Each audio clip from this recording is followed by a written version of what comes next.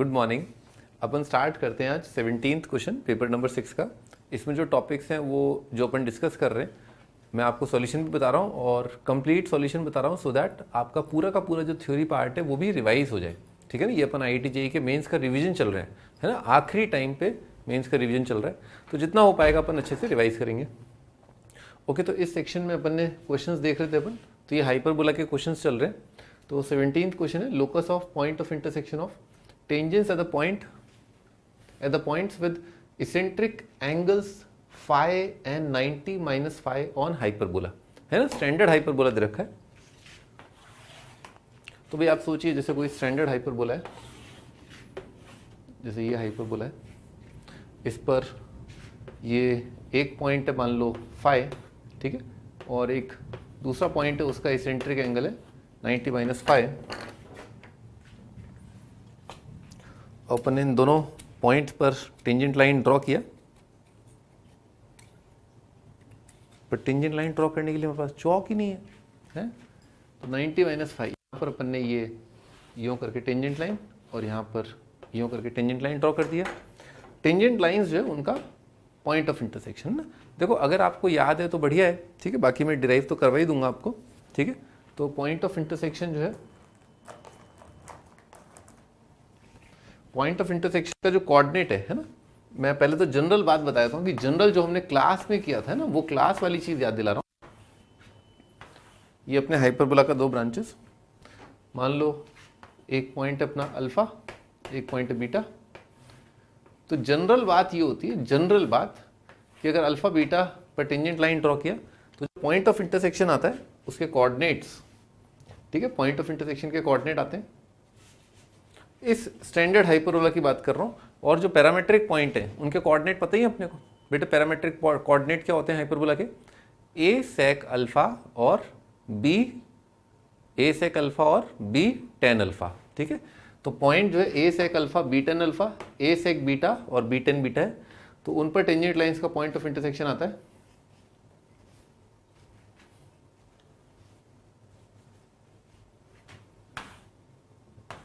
A cause of, और मैंने आपको बताया था इसको याद करने का तरीका है कॉर्ड की इक्वेशन याद करना है ना, कॉर्ड ज्वाइनिंग अल्फा बीटा की इक्वेशन याद करना। जैसे ही आप कॉर्ड की इक्वेशन याद करते हैं, आपको जो point of intersection of tangents है वो तुरंत पटाख से याद हो जाता है। तो ये होता है A cos alpha plus beta by 2 divided by, sorry यहाँ पर माइनस आता है और नीचे आ जाएगा cos of alpha plus beta by 2 comma B sine of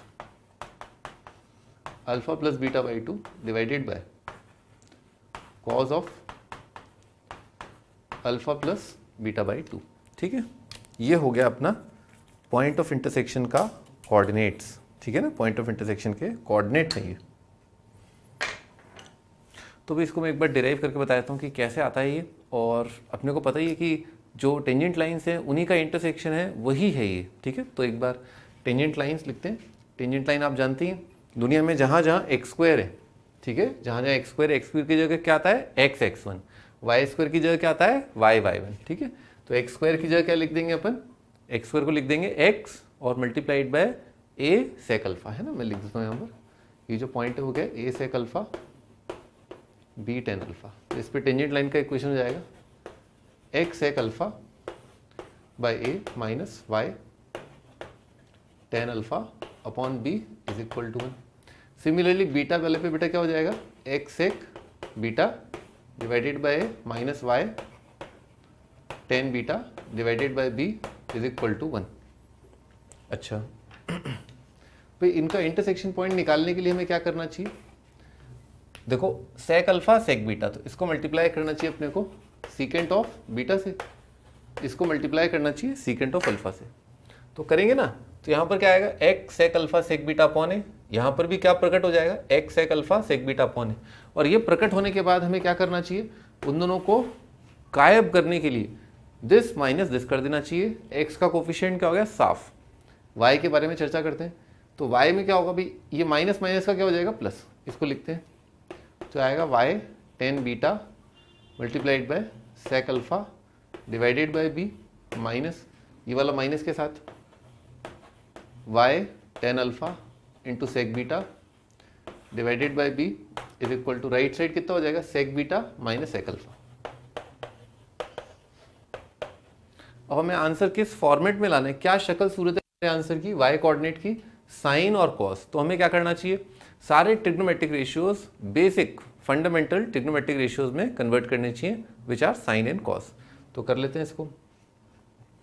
तो बेटे y बाई बी तो इसमें पटाख से कॉमन आ रहा है, बाकी को लिख लिया अपन ने साइन कॉस।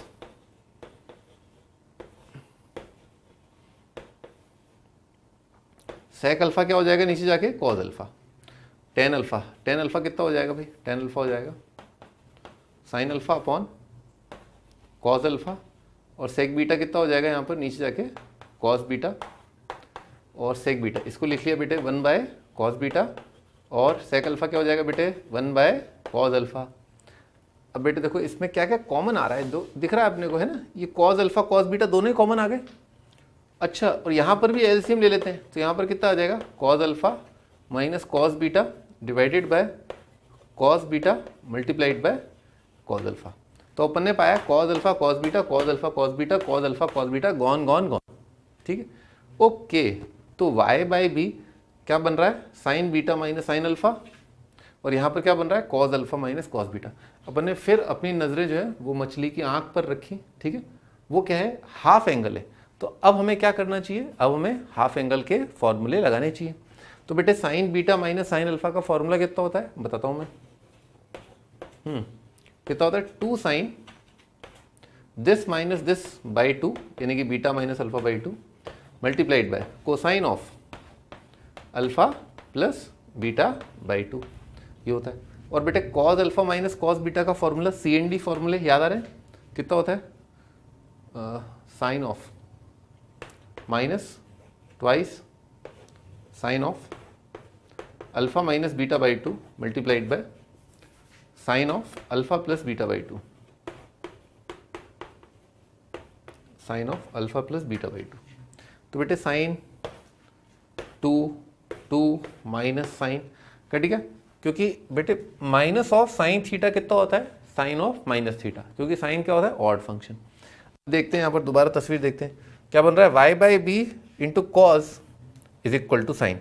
तो y by b into cos अगर साइन है तो बेटे y को घेर लो, है ना, इसको घेर लिया अपन ने, घेरना अपने को आता ही है। तो y का वैल्यू कितना हो जाएगा b साइन अपॉन कॉस। तो आ गया अपना b साइन अपॉन कॉस, है ना, एंगल वेंगल सब सेम है। ऑल राइट, तो अपन ने क्या किया, अपन ने ये पार्ट प्रूव कर लिया, ये साबित कर दिया।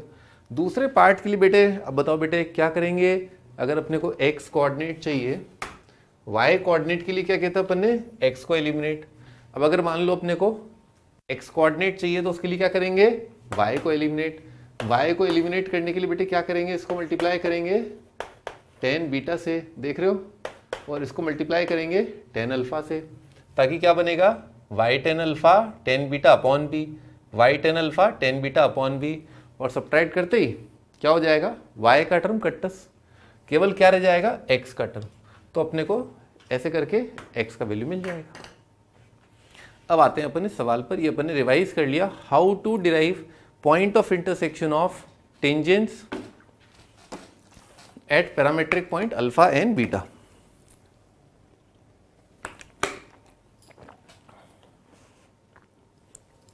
ठीक है भाई, तो अपन इस फॉर्मूले को इस्तेमाल कर सकते हैं।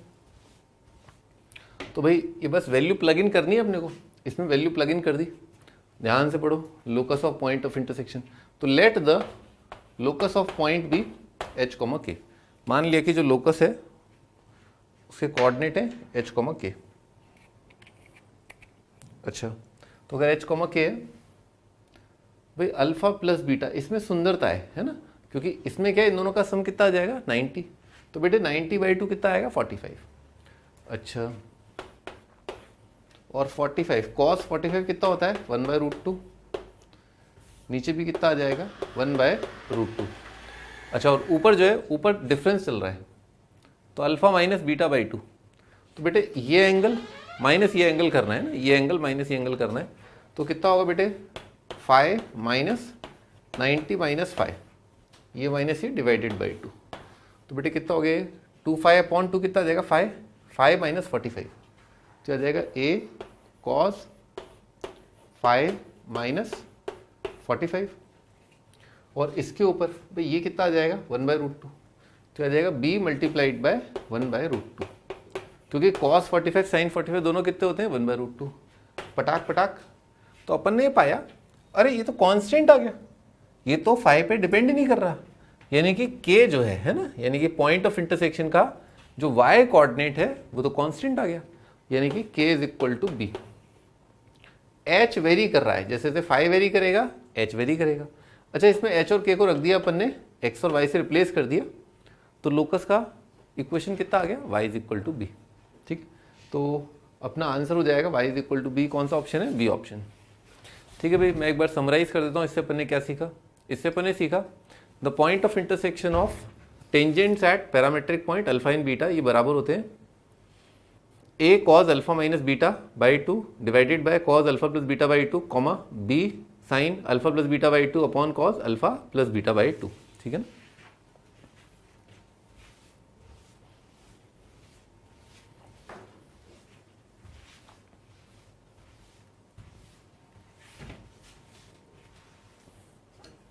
ठीक है भाई, अपन नेक्स्ट क्वेश्चन पर आते हैं।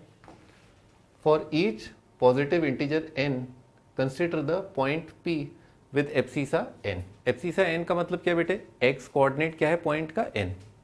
On the curve y square minus x square is 1। If dn represents the shortest distance from the point p।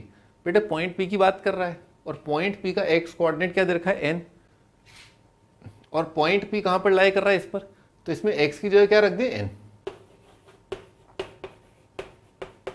यहां से y निकाल लेते हैं ताकि पॉइंट आ जाए, तो y आ रहा है √n² + 1, और बेटे दो वैल्यू आएंगी क्योंकि y स्क्वायर है ना, इसलिए।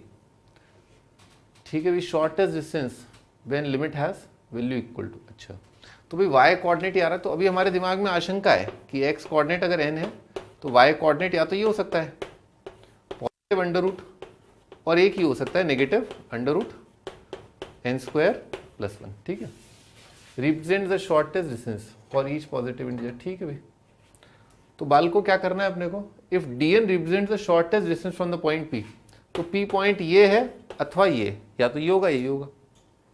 कहां से डिस्टेंस निकालना है अपने को? y is equal to x. तो बेटे पॉइंट का लाइन से डिस्टेंस अपन जानते हैं, है ना? फॉर्मूला क्या होता है? जैसे लाइन दे रखी है ax + by + c is equal to 0, तो पॉइंट x1 y1 है ना, पॉइंट x1 y1 का इस लाइन से डिस्टेंस कितना आता है? ax1 by1 + c का मॉड, और डिवाइडेड बाय कितना होता है? √x² का कोफिशिएंट प्लस y² का कोफिशिएंट। अच्छा, इसी को आगे बढ़ाते हैं अपन। ये पॉइंट p है, इसका किससे दूरी निकालना है? y is equal to x से, तो उसमें रख दिया, जनरल फॉर्म में कन्वर्ट किया, है ना? पहले तो किस में कन्वर्ट किया? लाइन को जनरल फॉर्म में। इसमें y की जगह रख दिया ये √n² + n माइनस n का मॉड्यूलस, और डिवाइडेड बाय √ कितना आ जाएगा? 1 + 1, ये आ रहा है। तो ये आ गया अपना, ये कह रहा है shortest distance from the point p to the line. तो dn जो है वो ये है, dn is equal to this. आगे फर्दर ये क्या कह रहा है? Limit n tending to infinity n multiplied by dn। ठीक है, तो इसको किससे मल्टीप्लाई करना है अपने को? n से कर देते हैं। तो लिमिट, ये जो लिमिट अपन को कैलकुलेट करनी है n टेंडिंग टू इन्फिनिटी, किसकी है? n मल्टीप्लाइड बाई ये चीज़। अब महारथियों इस बात को समझो कि √n² + 1 जो है बेटे क्या होगा? हाइपोटेन्यूस, है ना? ये क्या है? परपेंडिकुलर, है ना? बेस कितना है? 1। तो बेटे हाइपोटेन्यूस क्या होता है? परपेंडिकुलर से बड़ा। तो ये जो क्वांटिटी है ना, वो क्या है? पॉजिटिव है। तो पॉजिटिव नंबर का मॉड कैसे खुलता है? प्लस के साथ, है ना? तो ये क्या बन जाएगा? ऐसे बन जाएगा। अब अगला स्टेप तो बहुत लॉजिकल है, मैंने आपको क्लास में समझाया था कि अगर कहीं अंडर रूट माइनस कुछ दे रखा हो तो हमें क्या करना चाहिए? रैशनलाइज, है ना? रैशनलाइज कर लेते हैं। तो रैशनलाइज करने के लिए क्या चाहिए अपने को? मल्टीप्लाई डिवाइड कर लेना चाहिए इसके कॉन्जुगेट से, और इसका कॉन्जुगेट जो है वो क्या बनेगा? इसका कॉन्जुगेट बन जाएगा √n² + 1 + n upon √n² + 1 + n। ये कॉन्जुगेट बन गया। अब a minus b into a plus b कितना होता है, a square minus B square.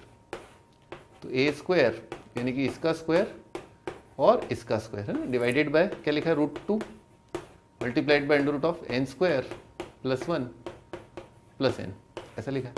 N square gone, बेटे ऊपर कितना बच गया 1, यानी कि कुल मिला के ऊपर कितना बच गया एन इंटू 1। तो मैंने आपको समझाया था जब भी इन्फिनिटी वाली लिमिट्स होती हैं तो उसमें हमें क्या करना होता है, हमें ऊपर नीचे डिवाइड करना होता है पापा इनफाइनाइट से, है ना। तो ऊपर जो है पापा कितने डिग्री के, 1 डिग्री के, तो अपने को एन का कितने पावर से डिवाइड करना है, 1 से। तो अपन ने डिवाइड कर दिया बाय एन। तो ऊपर एन आ रहा है तो एन अपॉन एन तो कितना हो जाएगा 1, और नीचे आ जाएगा twice under root n square plus 1 upon n, और इस एन को डिवाइड किया एन से तो कितना आ जाएगा 1। अब इस एन को क्या इस अंडर रूट में घुसा देते हैं, तो इस अंडर रूट में घुसा दिया तो क्या बन जाएगा ये, under root of n square plus 1 upon n square, है ना, प्लस 1। अब बेटे इसमें पटाख से दिख रहा है इसका वैल्यू कितना आ जाएगा, यहाँ से n square upon n square से कितना आ जाएगा 1। तो बेटे ये पूरा आइटम कितना बन जाएगा, √1 का रूट कितना होता है 1, तो ये आ जाएगा 1 प्लस 1, तो 1 प्लस 1 कितना हो जाएगा 2, इसको लिखते हैं अपन। तो ये आ गया अपना √2 मल्टीप्लाइड बाय 1 प्लस 1, और ये हो जाएगा बेटे 1/2√2। अब देखते हैं 1/2√2 बेटे कहाँ दे रखा है, यहाँ दे रखा है ना, तो ए ऑप्शन अपना आंसर है, ठीक है। तो इसमें अपन ने क्या क्या सीखा, एक तो अगर एब्सिसा दे रखा है, कर्व दे रखा है, तो आप पॉइंट का ऑर्डिनेट निकाल सकते हो कर्व में रख के। दूसरा, लिमिट सॉल्व करने के लिए एक तो रैशनलाइज करना इंपॉर्टेंट होता है जब अंडर रूट दे रखा होता है। दूसरा, जब आपको दिख जाए कि न्यूमरेटर डिनोमिनेटर में कितने ऑर्डर के इन्फिनिटी हैं, जैसे limit n tending to infinity है, तो इसमें ध्यान रखो कि जो सबसे बड़ा इनफाइनाइट है उससे डिवाइड करना होता है ना, पापा को ढूंढना आना चाहिए कि कौन पापा इनफाइनाइट है, ठीक है।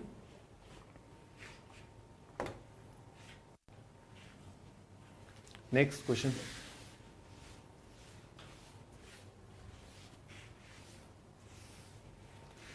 if the vectors a is equal to 3i plus j minus 2k, b is minus I cap plus 3j plus 4k, and c is 4i minus 2j minus 6k, constitute the sides of a triangle ABC, then length of the median bisecting the vector c। अब ये vector के सवाल start हो गए, को करते हैं। मैंने इस वाले पोर्शन में बहुत ही बेसिक क्वेश्चन रखे हैं, वेक्टर्स को लिखना आपको आ जाए अच्छे से। ये उन बच्चों के लिए हैं जिन्होंने वेक्टर्स की थोड़ी कम प्रैक्टिस करी है। अच्छे क्वेश्चंस भी हैं इसमें 3D वाले पार्ट में, पर वेक्टर में मैंने बहुत बेसिक क्वेश्चन रखे हैं। Constitute the sides. अब मैंने आपको क्लास में 50 बार बताया था कि कॉन्स्टिट्यूट द साइड्स का मतलब हमेशा ये नहीं होता कि आगरा, बॉम्बे, कलकत्ता, ए यूं होगा, बी यूं होगा, सी यूं होगा, और यूं हो जाएगा तो क्या हो जाएगा, A vector plus B vector plus C vector is 0। नहीं, जरूरी नहीं है triangle A plus B plus C 0 से ही बने। आपको पता होना चाहिए, आपको चेक करना चाहिए कि what is the correct orientation. आपको निकालना पड़ेगा कि जो 3 वेक्टर्स हैं उनका ओरिएंटेशन क्या है, क्या ये है, अथवा ऐसा भी हो सकता है कि कोई 2 का सम तीसरा हो, यानी कि ट्राइंगल लॉ इस प्रकार से लग रहा हो कि एक ये और ये उनका रिजल्टेंट, यानी कि इस रिलेशन को लिख रहा हूं, ए वेक्टर यूं, बी वेक्टर यूं, और सी वेक्टर का तीर इस तरफ बजाएगी इस तरफ के, तो ए प्लस बी कितना हो जाएगा, सी हो जाएगा। If the vectors this constitute sides of triangle. तो बेटे पहचानते हैं, एक बार देखते हैं क्या बन रहा है, ये बन रहा है कि ये बन रहा है। तो अपन ने क्या किया भाई, दिस माइनस दिस किया, या आप ये सोच लो कि बी और सी को जोड़ दिया, क्योंकि आई कंपोनेंट देख रहे हो, मैं आई को संभाल रहा हूं। 4i माइनस आई कितना आ जाएगा बेटे, 3। अब क्या कर रहा हूं बेसिकली मैं कर रहा हूं c plus b is equal to a check कर रहा हूं, क्योंकि 4 माइनस 1 कितना आ जाएगा, 3 आ जाएगा। बाकी देख लेते हैं, -2 प्लस 3 कितना आ जाएगा, एक सही है, मैच कर गया। -6 प्लस 4 कितना आ जाएगा, माइनस, तो बिल्कुल सही है, तो पूरा का पूरा मैच कर गया। तो ये वाला ओरिएंटेशन अपने को बनाना है, इसको बनाते हैं एक बार।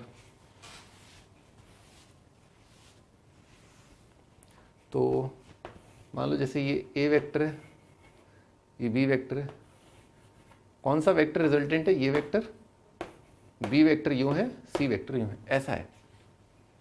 क्या कह रहा है? Length of median bisecting vector C, length of median bisecting vector C, यानी कि सी मीडियन को बाइसेक्ट करने वाला ये वाला। तो ये अपन ने बना दिया सी वेक्टर जो है, जो साइड बन रहा है उसको बाइसेक्ट करने वाला, उसका मिड पॉइंट मतलब। लेंथ ऑफ मीडियन, चलो नाम दे देते हैं इसको आगरा, बॉम्बे, कैलकाटा, और इसको मिड पॉइंट को बोल देते हैं दिल्ली, है ना। ये लेंथ बराबर। तो हमारा आंसर क्या है? आगरा और दिल्ली के बीच में ये डिस्टेंस अपने को बताना है ना, ए और डी बताना है। तो भाई मैंने कैसे सोचा, अगर ये दिशा जो है, दिशा और लंबाई कलकत्ता है, सी वेक्टर है, तो ये वाला है ना, ध्यान सोचो, मैं तीर बना रहा हूं, तीर बेटे ये वाला है ना, यानी कि ये वेक्टर जो है पूरा कितना हो जाएगा? BC vector. समझ में आ रहा है? बीसी वेक्टर मतलब क्या? Final minus initial. तो बेटे जो मैंने बनाया है बीसी वेक्टर, तो वो कितना हो जाएगा? बीडी का क्या हो जाएगा? डबल। क्या? बीडी का डबल। ठीक है, ऐसा हो जाएगा। तो इसका मतलब ये वेक्टर कितना हो जाएगा? c/2। इसको लिख लेते हैं इस बात को। This vector is represented by c/2। आधा वेक्टर क्या हो जाएगा? हाफ, और दिशा वही रखी। अब पहचानो बेटे, मुझे क्या ट्राई करना है? आगरा दिल्ली वेक्टर लिखने की कोशिश करनी है। तो कुछ ऐसा हो सकता है कि आगरा दिल्ली वेक्टर जो है ट्राइंगल की साइड बन जाए और बाकी दोनों साइड्स क्या है मुझे नोन हो। हाँ पता है, क्योंकि ए बी वेक्टर क्या है बेटे? बॉम्बे। और अगर पहले मैं यहाँ से आगरा से बॉम्बे गया, फिर बॉम्बे से दिल्ली गया, तो अफेक्टिवली में क्या? आगरा से दिल्ली गया। तो रिजल्टेंट वेक्टर जो है आगरा दिल्ली, वो बोला जा सकता है कि पहले मैं चला जाऊँ आगरा से बॉम्बे, फिर मैं बॉम्बे से चला जाऊँ दिल्ली। इस तरह से लिख सकते हैं बाय ट्राइंगल लॉ। तो ए बी जो है ना, ए बी वेक्टर कितना हो जाएगा? बी वेक्टर आंखों से दिख रहा है, और बी डी वेक्टर बेटे भी समझाया कितना आ जाएगा? c/2। अब मेरे पास ए डी वेक्टर आ गया। मान लो मुझे ए और बी के बीच का डिस्टेंस बताना है, तो मैंने बताया था आपको कि डिस्टेंस बिटवीन टू पॉइंट्स वो क्या होता है? उस वेक्टर का साइज होता है, जिसका जो पहला पॉइंट है इनिशियल पॉइंट हो और दूसरा पॉइंट जो उसका फाइनल पॉइंट या टर्मिनल पॉइंट हो। तो अंततः मुझे निकालना क्या है? आगरा दिल्ली इस वेक्टर का मॉड्यूलस जो है वो मेरा आंसर है। तो अपन ऐसा करते हैं, बी वेक्टर प्लस c/2 लिखते हैं। बी वेक्टर कितना है? -i plus 3j plus 4k plus half of C vector. बेटे सी वेक्टर कितना है? 4 - 2 - 6, 4 - 2 - 6। तो बेटे यहाँ पर 4/2 कितना हो जाएगा? 2 -i प्लस 2i बेटे कितना हो जाएगा? i। लिख लिया, लिख लिया। 3j है ना, और बेटे यहाँ पर कितना आ रहा है? -j।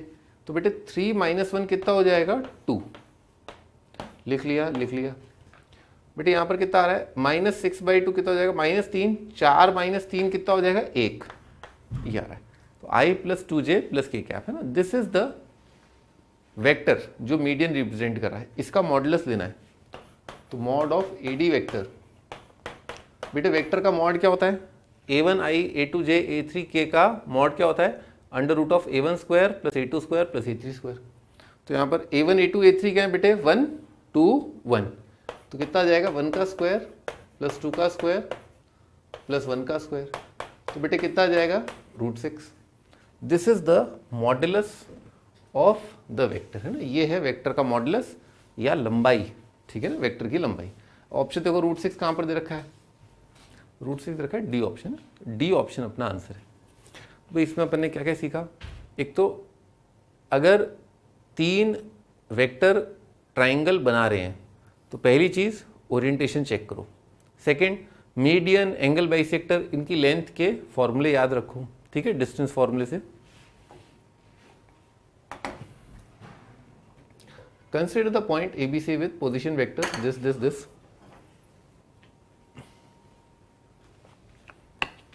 The vector sum AB BC CA is equal to 0.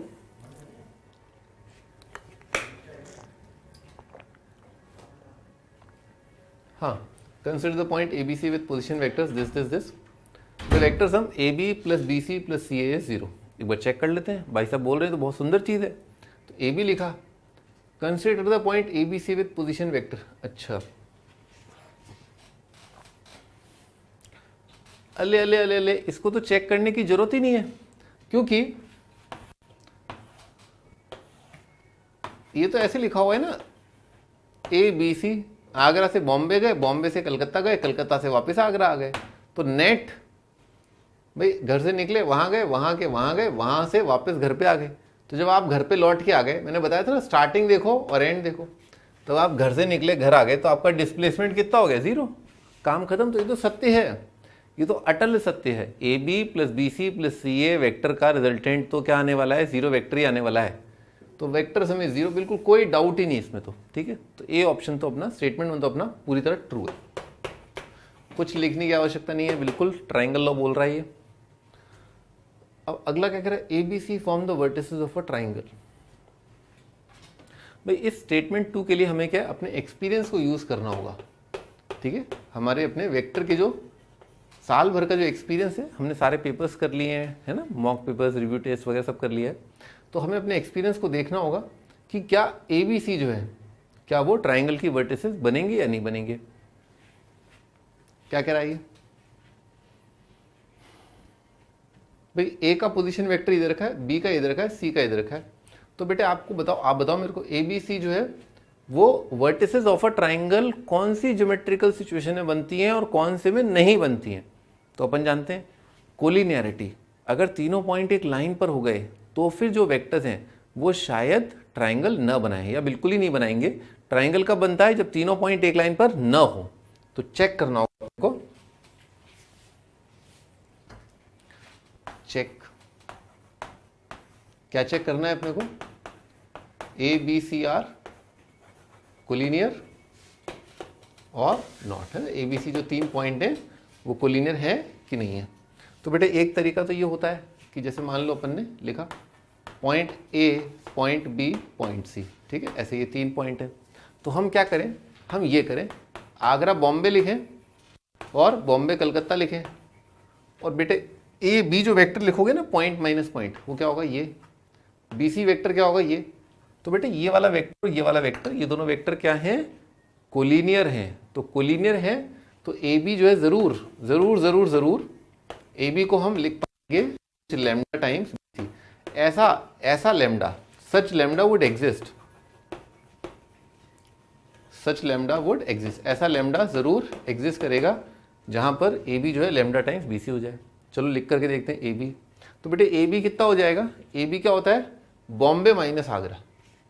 तो बॉम्बे माइनस आगरा लिख रहा हूं मैं, तो बॉम्बे माइनस आगरा लिखा। बेटा आई कॉम्पोनेंट कितना आएगा, 1 + 2 कितना आ रहा है, 3i ए बी, है ना। और वो जे कॉम्पोनेंट कितना आ रहा है, 2 - 3, 3 - 5 कितना आ जाएगा, -2।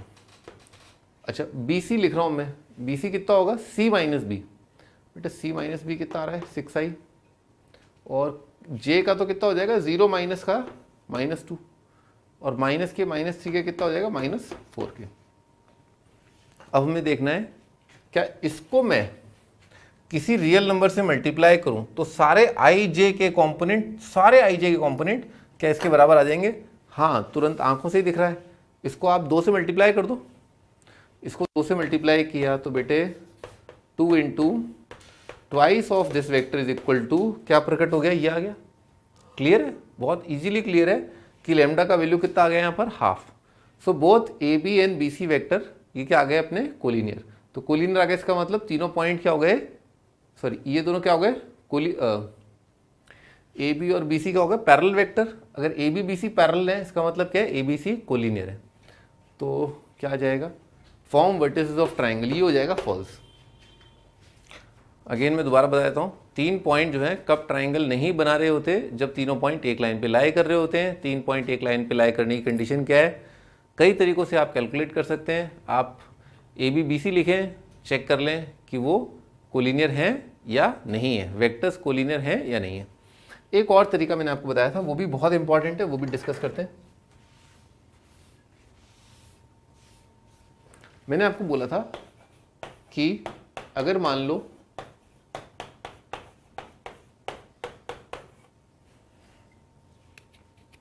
तीन पॉइंट जो है अगर एक लाइन पे लाई कर रहे हैं, ठीक है, 3 पॉइंट अगर एक लाइन पे लाई कर रहे हैं तो XA + YB + ZC, ठीक है ना, ये वाला वैल्यू कितना होगा, 0। And x plus y plus z क्या होगा 0, x y z not simultaneously 0, ठीक है ना, ये बात मैंने आपको बताई थी। तो x plus y plus z 0 होंगे, 3 नंबर ऐसे जरूर मिल जाएंगे आपको जिनका सम 0 और ये 0। तो बेटे यहां पर i कंपोनेंट के लिए लिख लेते हैं, देखो डायरेक्टली लिख लेते हैं। एक i कंपोनेंट कितना है बेटे -2, तो i कंपोनेंट 0 कर रहे हैं लेफ्ट साइड में, क्योंकि वेक्टर 0 का मतलब क्या है, i component 0, j component 0, k component 0। तो बेटे कितना आ जाएगा -2x, और b वेक्टर का बेटे कितना आएगा 1 आ रहा है, और उसका कितना आ जाएगा 7z। ये i0 कर दिया। अब j कर रहे हैं अपन, j कितना आ रहा है, ये आ रहा है। दूसरे वाले का j कितना आ रहा है 2y आ रहा है, और तीसरे वाले का j तो है ही नहीं, तीसरे वाले में j नहीं है, तो कितना आ जाएगा j का कोफिशिएंट 0। और अपन k कर रहे हैं, k का कोफिशिएंट कितना आ रहा है 5x, और यहाँ पर k का कोफिशिएंट क्या है 3, और यहाँ पर k का कोफिशिएंट क्या है -, ठीक है यार। अब अपन पहचानते हैं भाई इसमें कि क्या, तो x y z, भाई अपन ऐसा करें कोई एक एलिमिनेट कर दें, z तो इसमें है ही नहीं, इन दोनों में को अपन ऐसा करते हैं z एलिमिनेट कर लेते हैं, इसको 7 से मल्टीप्लाई कर दिया और इसको ऐड कर दिया, ठीक है। तो ऐड करके कितना आ जाएगा भाई 7 5 तो 35, 35 -2 कितना हो जाएगा 33x, 21 + 1 कितना हो जाएगा 22y, और z तो कट ही गया। यहाँ पर अपन आराम से देख पा रहे हैं कि 11 से डिवाइड करके बन रहा है 3x + 2y = 0। तो क्या x + y + z = 0 इसका सॉल्यूशन है कि नहीं, एक बार देख लेते हैं। तो अपन ऐसा करते हैं, y को मान लेते हैं 3 लैम्डा, मान लो y को मैंने माना 3 लैम्डा, तो x का वैल्यू कितना हो जाएगा, यहाँ से देखो 3x + 6 लैम्डा = 0। तो x का वैल्यू आ रहा है -2 लैम्डा, और z का वैल्यू है ना बेटे, z कितना हो जाएगा, देखो यहाँ से देख लो, चाहे यहाँ से देख लो, कहीं से भी देख लो, z आ जाएगा 5 × x, यानी कि -10 + 9, तो -10 + 9 कितना आ जाएगा -1, ये आ रहा है। एक बार इसमें और चेक कर लेते हैं क्या ऐसा हो रहा है क्या। तो -2x कितना आ जाएगा 4 + 3 कितना आएगा 7, 7 - 7 कितना आ जाएगा 0, सही है। तो अपने को मिल गए x y z। कितने सॉल्यूशन है x y z के, इनफाइनाइट।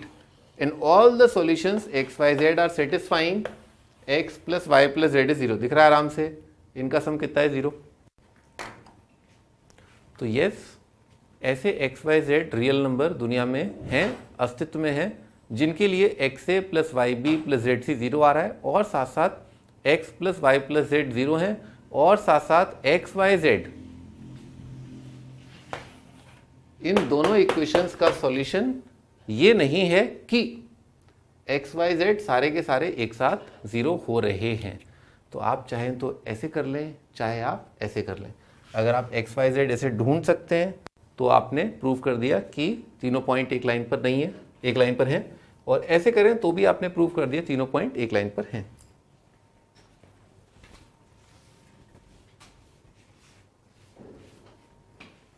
ठीक है भाई, ओपन आते हैं ऑप्शंस पर। तो the vector sum is 0, yes ये ट्रू आया। ABC form vertices of triangle, ये फॉल्स आया, और फॉल्स आने का रीजन क्या है, तीनों पॉइंट एक लाइन पे लाई कर रहे हैं। तो 1 इज करेक्ट, 2 इज इनकरेक्ट। बेटा 2 इनकरेक्ट, देखो 2 इनकरेक्ट ये रहा है ना, 1 is true, 2 is false, answer is C option. Next question पर आते हैं अपन।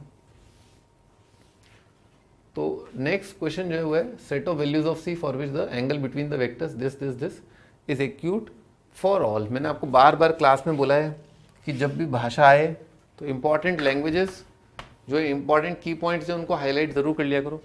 तो यहाँ पर जो खास बात है वो क्या है, for every X belonging to set of real number, हर एक उस एक्स के लिए जो रियल है हमेशा वेक्टर्स के बीच का एंगल है एक्यूट। तो बेटे जो अक्सर बच्चे गलती करते हैं वो क्या करते हैं कि V1 का डॉट विद V2 ये क्या कर देते हैं पॉजिटिव, ठीक है ना, v1 डॉट v2 पॉजिटिव कर देते हैं, करते हैं अभी, फिर देखते हैं कुछ गड़बड़ हो पा रही है नहीं हो पा रही, क्योंकि मैंने आपको क्लास में बताया था, है ना, dot product v1 dot v2 या तो क्या होता है पॉजिटिव, या डॉट प्रोडक्ट क्या होता है नेगेटिव, या डॉट प्रोडक्ट क्या होता है जीरो। तो बेटे पॉजिटिव जो है ना वो जो है वो दो केसेस में आ सकता है, एक्यूट वाले में भी, और अगर एंगल जीरो हुआ तो भी v1 डॉट v2 कितना होता है पॉजिटिव। तो इस बात को अपने को अलग से ध्यान रखना पड़ेगा। और अगर एंगल जीरो होता है दोनों के बीच में तो उसे क्या बोलते हैं अपन, कोलिनियर वेक्टर्स, कोलिनियर या लाइक पैरेलल वेक्टर्स। तो वो चेक करना पड़ेगा अपने को। तो अपन चेक तो बाद में कर लेंगे, है ना, जीरो एंगल वाली चीज बाद में चेक करेंगे, पहले अपन एक्यूट के लिए सॉल्व कर लेते हैं। यानी कि एक्यूट का मतलब क्या होता है, डेफिनेशन क्या होता है, 0 से 90। डॉट प्रोडक्ट निकालते हैं, फिर पटाख से आ जाएगा डॉट प्रोडक्ट। तो आई कितना आ जाएगा बेटे, सी एक्स स्क्वायर, और जे कितना आ जाएगा 12, और 3 कितना आ जाएगा 3 टू द 6 सी, और ये कितना है पॉजिटिव। ओके, तो set of values of C for which the angle between the vectors this is acute. तो ये जो है इसके लिए बताना है अपने को।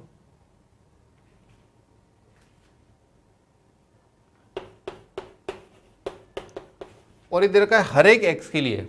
तो अपने को पता है कि पैराबोला जो हमेशा पॉजिटिव हो, है ना, पैराबोला जो हमेशा पॉजिटिव हो हर एक एक्स के लिए। पहले तो इसको क्वाड्रेटिक की तरह अरेंज करते हैं एक बार। एक एक्स और कहीं नहीं है, यहाँ है ना 2cx, 6cx सही है। तो cx square plus 6cx plus 12 is positive.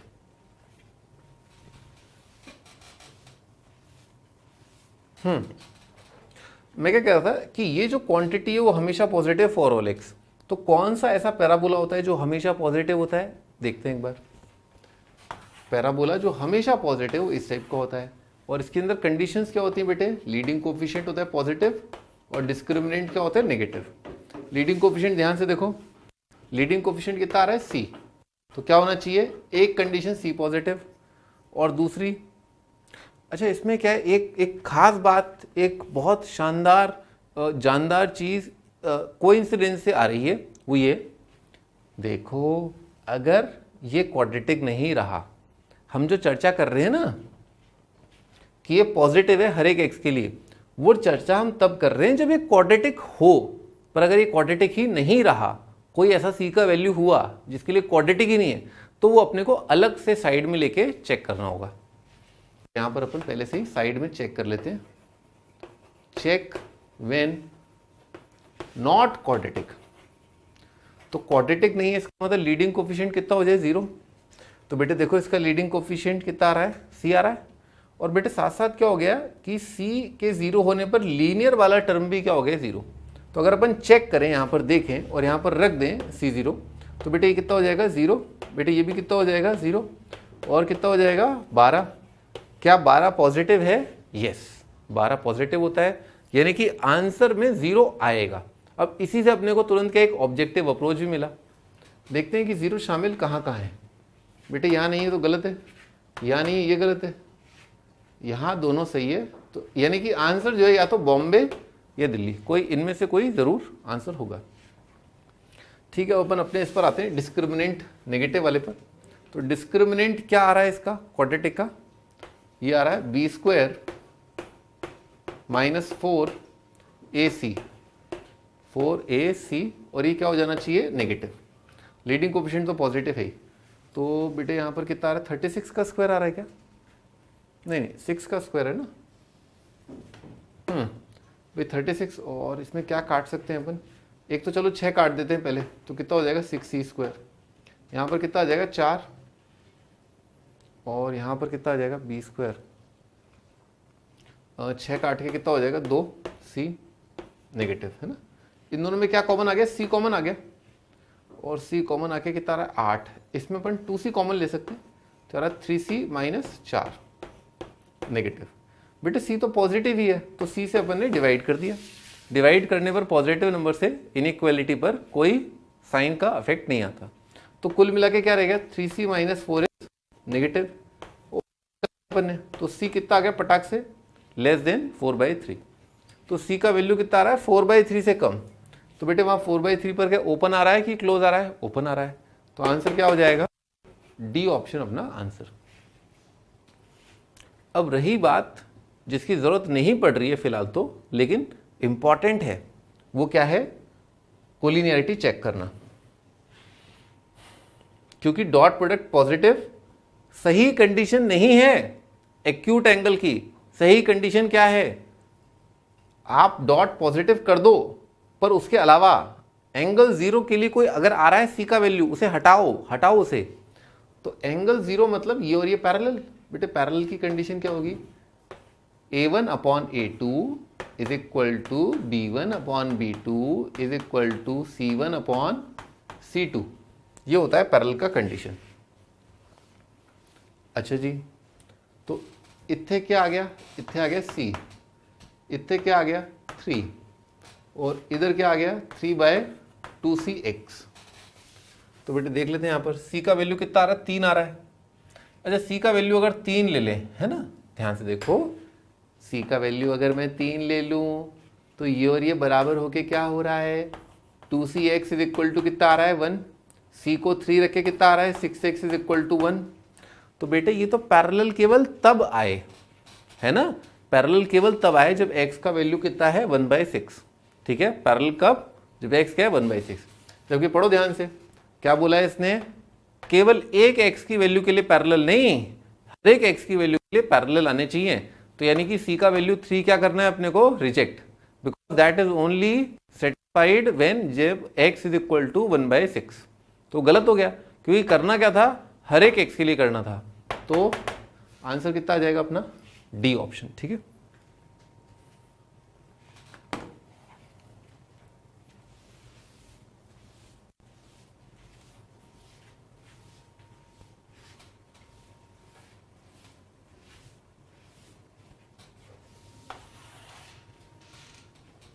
हाँ, if the vectors is decomposed into vectors parallel and perpendicular to the vector, then the vectors are। ठीक है, तो इन वेक्टर को क्या किया अपन ने? This is decompose into vectors parallel and perpendicular to. इस वेक्टर को डिकम्पोज किया है इसके पैरेलल और इसके परपेंडिकुलर। तो वो जो दो कंपोनेंट आएंगे ना, वो क्या होंगे? तो भी देखते हैं। ये वेक्टर है और क्या बोला है? Parallel and perpendicular to. ये दूसरा वेक्टर है, लेट्स से ये ए वेक्टर है और ये बी वेक्टर है। ये वाला वेक्टर क्या है? ए वेक्टर है और ये वाला वेक्टर बी वेक्टर है। तो भाई ए का कंपोनेंट बी के अलोंग, उसके लिए क्या करना होगा? ए से बी पर परपेंडिकुलर डालना होगा। और हमारा जो आंसर है, यानी कि ए का कंपोनेंट बी के अलोंग, बेटे वो आंसर क्या हो जाएगा? ये से लेकर के डिट्टो ये वाला point. What is the component of A along B? A का कंपोनेंट अलोंग बी क्या है? ये वाला वेक्टर, यानी कि स्टार्टिंग पॉइंट ये, एंड पॉइंट ये एंड पॉइंट होगा। And what is the component of A? Perpendicular to B. तो परपेंडिकुलर टू बी बेटे कौन सा कंपोनेंट होगा? ये वाला। ये है बी का, ए का कंपोनेंट परपेंडिकुलर टू बी। ठीक है, मैं दोबारा बनाया था एक बार ताकि क्लियर हो जाए। हाँ बेटे, ए वेक्टर ये है, बी वेक्टर ये है। यहाँ से अपन ने लंब डाला और यहाँ से यहाँ तक का जो दूरी है अलोंग विद द साइज भी समझो, डायरेक्शन भी समझो। बी वेक्टर कौन सा था? यही वाला था। तो this is the component of A along B. And अब मैं दोबारा तीर बना रहा हूँ, this is the component of A perpendicular to B. ये होता है डेफिनेशन। अच्छा, तो बेटे अपने को ये वाला दिख रहा है, आंखों से दिख रहा है, इसकी दिशा किस वेक्टर के अलोंग है? बी के अलोंग। हमें वेक्टर को जानने के लिए दो चीज़ें पता होनी चाहिए, है ना। एक तो वेक्टर का साइज और एक वेक्टर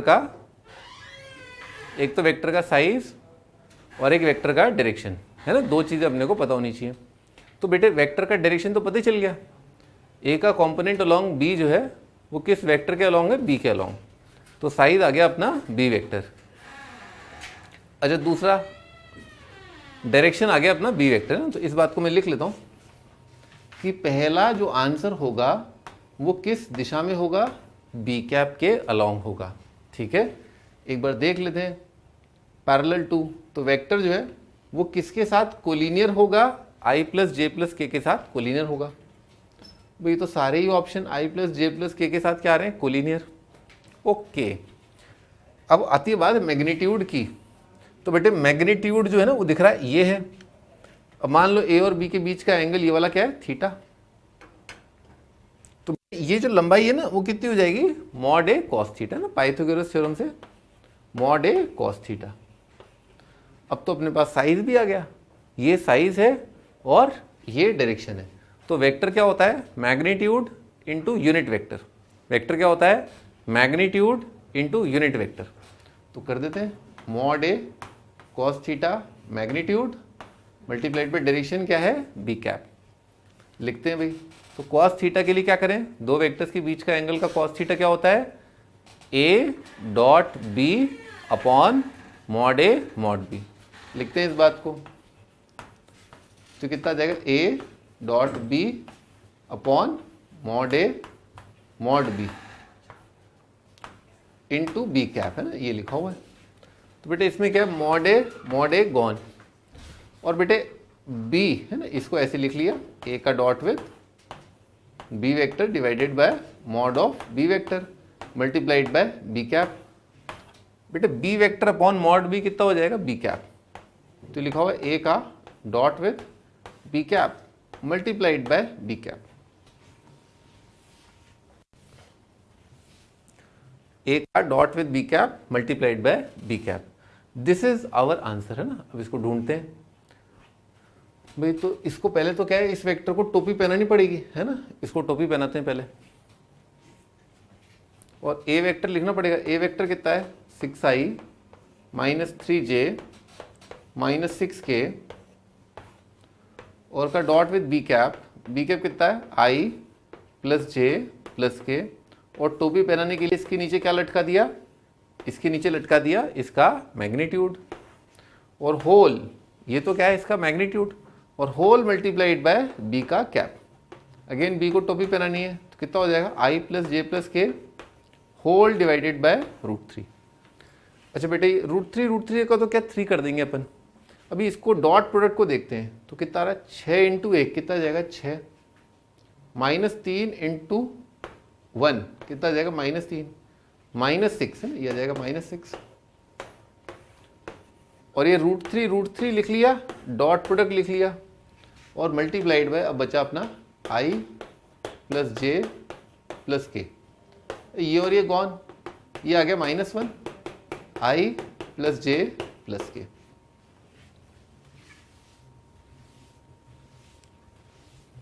तो भाई ये अपना आंसर है ना, माइनस ऑफ i प्लस जे। अब वैसे तो फिलहाल ये केवल क्या है कि कौन से ऑप्शन में मौजूद है, ए में, तो मुझे चिंता करने की जरूरत नहीं है। ए बी सी में से कम इतना तो गारंटी हो गया कि आंसर बी और सी नहीं है। पर घबराहट भी हो रही है कि भाई नन ऑफ दीज भी एक ऑप्शन दे रखा है, तो अपने को दूसरा वाला कंपोनेंट भी चेक कर लेना चाहिए। बेटे ध्यान से देखो, यहाँ पर ट्राइंगल लॉ देखो, ट्राइंगल लॉ देखो, ये वेक्टर प्लस ये वेक्टर, इस वेक्टर और इस वेक्टर का रिजल्टेंट क्या है, ए वेक्टर। अर्थात अगर हम बात करें, ये अल्फा वेक्टर है मान लो, और ये बीटा वेक्टर है, तो बेटे alpha vector plus beta vector ये क्या हो जाएगा, ए वेक्टर। अब बेटे अल्फा वेक्टर तो अभी ताज़ा ताज़ा निकाला है अपन ने, है ना, और ए वेक्टर क्या उसने दे रखा है अपने को ना, तो अपन यहाँ से जो दूसरा वेक्टर ना बीटा वेक्टर वो निकाल सकते हैं ना, ऐसे लिख सकते हैं इसको, ए माइनस अल्फा वेक्टर। तो ए वेक्टर कितना आया था, ए वेक्टर देखा था 6i minus 3j minus 6k, और अल्फा वेक्टर कितना आया था अपना ए ऑप्शन से, minus of i plus J plus के, फिर माइनस माइनस का क्या हो जाएगा प्लस, तो 6i प्लस i कितना हो जाएगा 7i, माइनस 3 और प्लस 1 कितना हो जाएगा -2i, -6 प्लस 1, -6 प्लस 1 कितना हो जाएगा -5k कैप i j। अब देखा अपन ने 7 - 2 -5, सही है भाई, 7 - 2 -5 आंसर आ जाएगा अपना ए ऑप्शन। इस सवाल से अपन ने क्या सीखा कि how to divide a vector into 2 components, 1 along another vector and second perpendicular to another vector.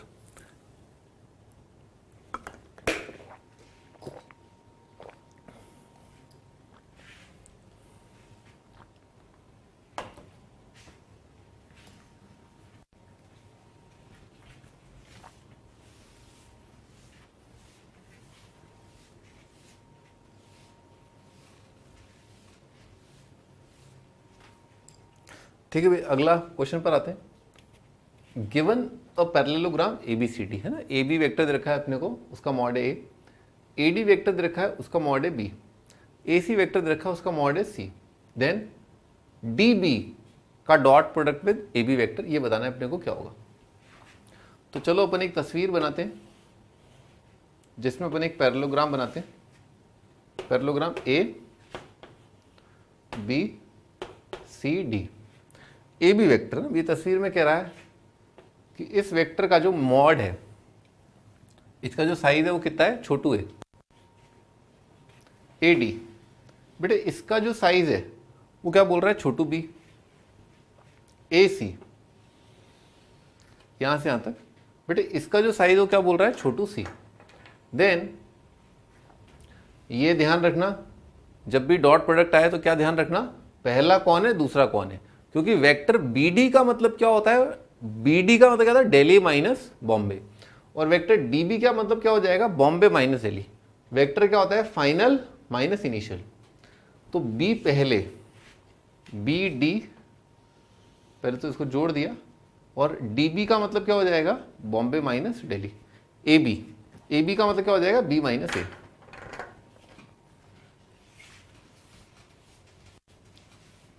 अब हमें क्या करना चाहिए, हमें नामकरण करना चाहिए, पोजीशन सेट करनी चाहिए। पोजीशन सेट करने के लिए मैंने आपको क्लास में बताया था कि हमें जो है ये डिसाइड करना होगा कि ओरिजिन कहाँ पर है ना, वही सबसे इंपॉर्टेंट होता है। तो let's say A is origin, A क्या है, ओरिजिन है। अच्छा B, बेटे क्योंकि मैग्नीट्यूड A बोला है ना, तो मैं क्या करता हूँ, इस वेक्टर को यानी कि AB वेक्टर को मैं क्या बोल देता हूँ, A वेक्टर बोल देता हूँ, ताकि बेटे क्या हो कि मॉड ऑफ छोटू A कितना हो जाए, A हो जाए।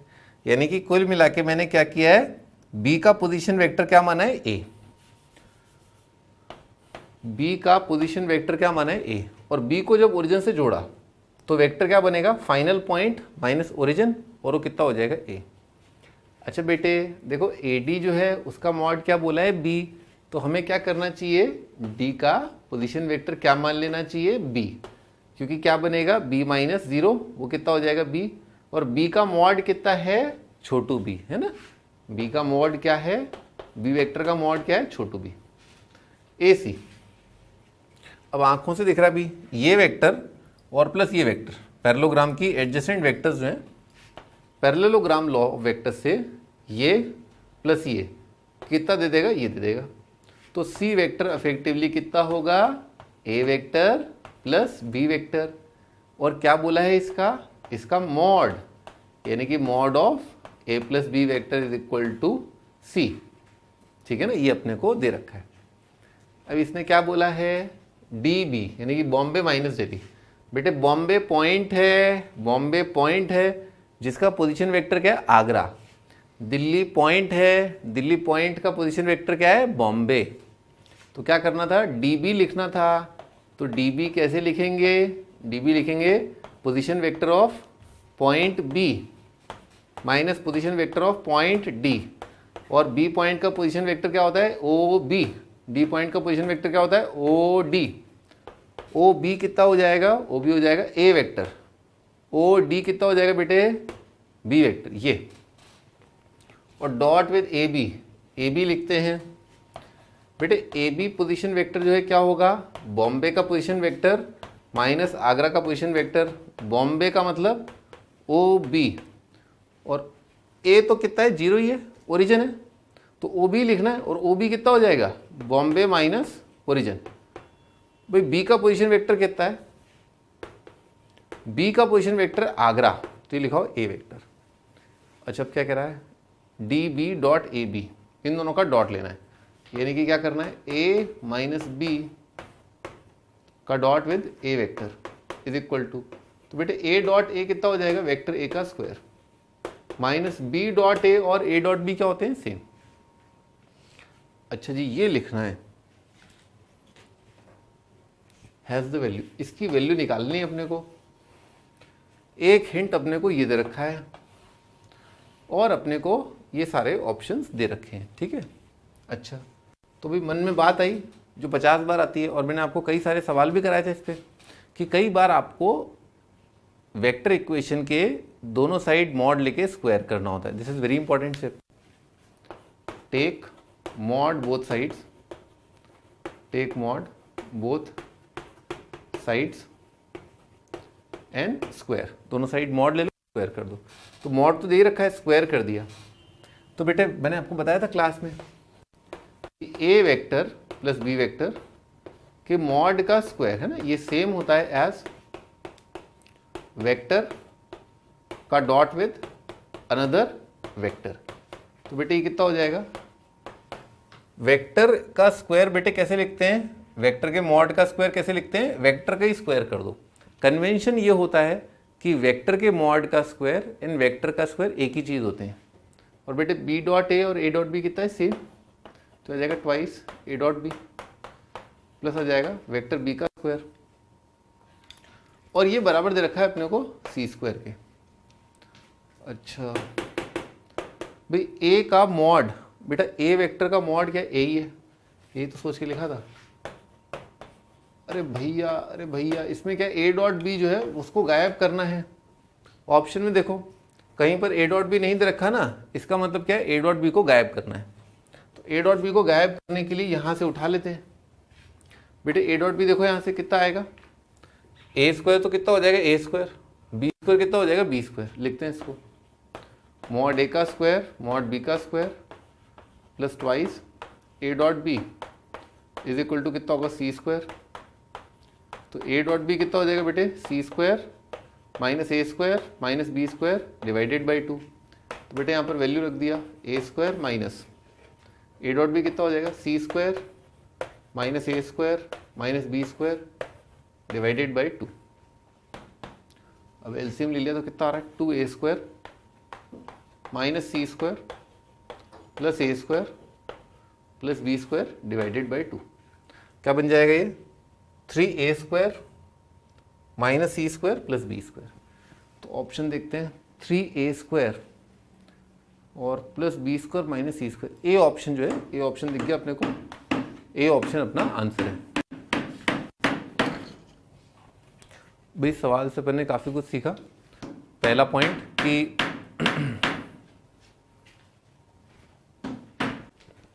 हाँ भी अपना आंसर आ गया था। मैं ये करता रिवाइज अपन ने इस क्वेश्चन से ये किया कि एक तो जब भी आपको पैरेललोग्राम या पोजीशन वेक्टर्स 2-3 पॉइंट्स के दे रखे हो, तो first thing is draw coordinate system. Coordinate system बनाए। अगर प्लेनर फिगर है तो बहुत आसान होता है ड्रॉ करना।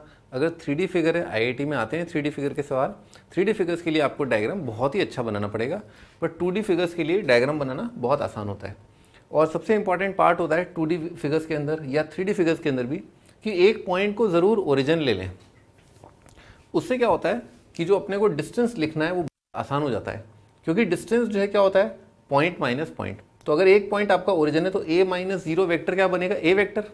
ठीक है, अगर आपने ओरिजिन मान लो ले लिया किसी पॉइंट को, या a पॉइंट को पोजीशन वेक्टर a लिया और b पॉइंट को पोजीशन वेक्टर b लिया, तो a b के बीच का डिस्टेंस कैसे लिखा जाएगा, b माइनस a, जो कि अपने आप में थोड़ा डरावना टर्म है as compare to simply mod of a।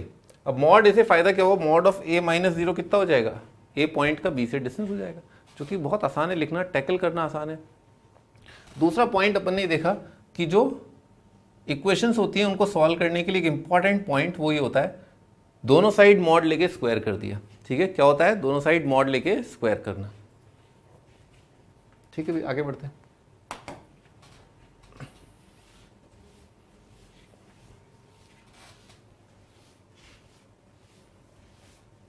अभी नेक्स्ट क्वेश्चन देखो, ABCD are 4 points in a plane with position vector ABCD such that a minus D का dot with b minus c 0, b minus D का dot with c minus a 0, then the triangle, then for the triangle ABC D is its incentre, circumcentre, orthocentre और centroid.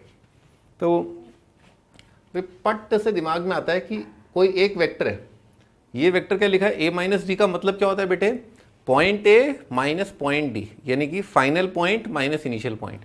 ये एक vector लिखा है जिसका ये क्या दे रखा है अपने को, फाइनल पॉइंट, ये क्या दे रखा है, इनिशियल पॉइंट। ये क्या वेक्टर लिखा है, B minus C, point minus point, final point minus initial point, इस तरह से दे रखा है।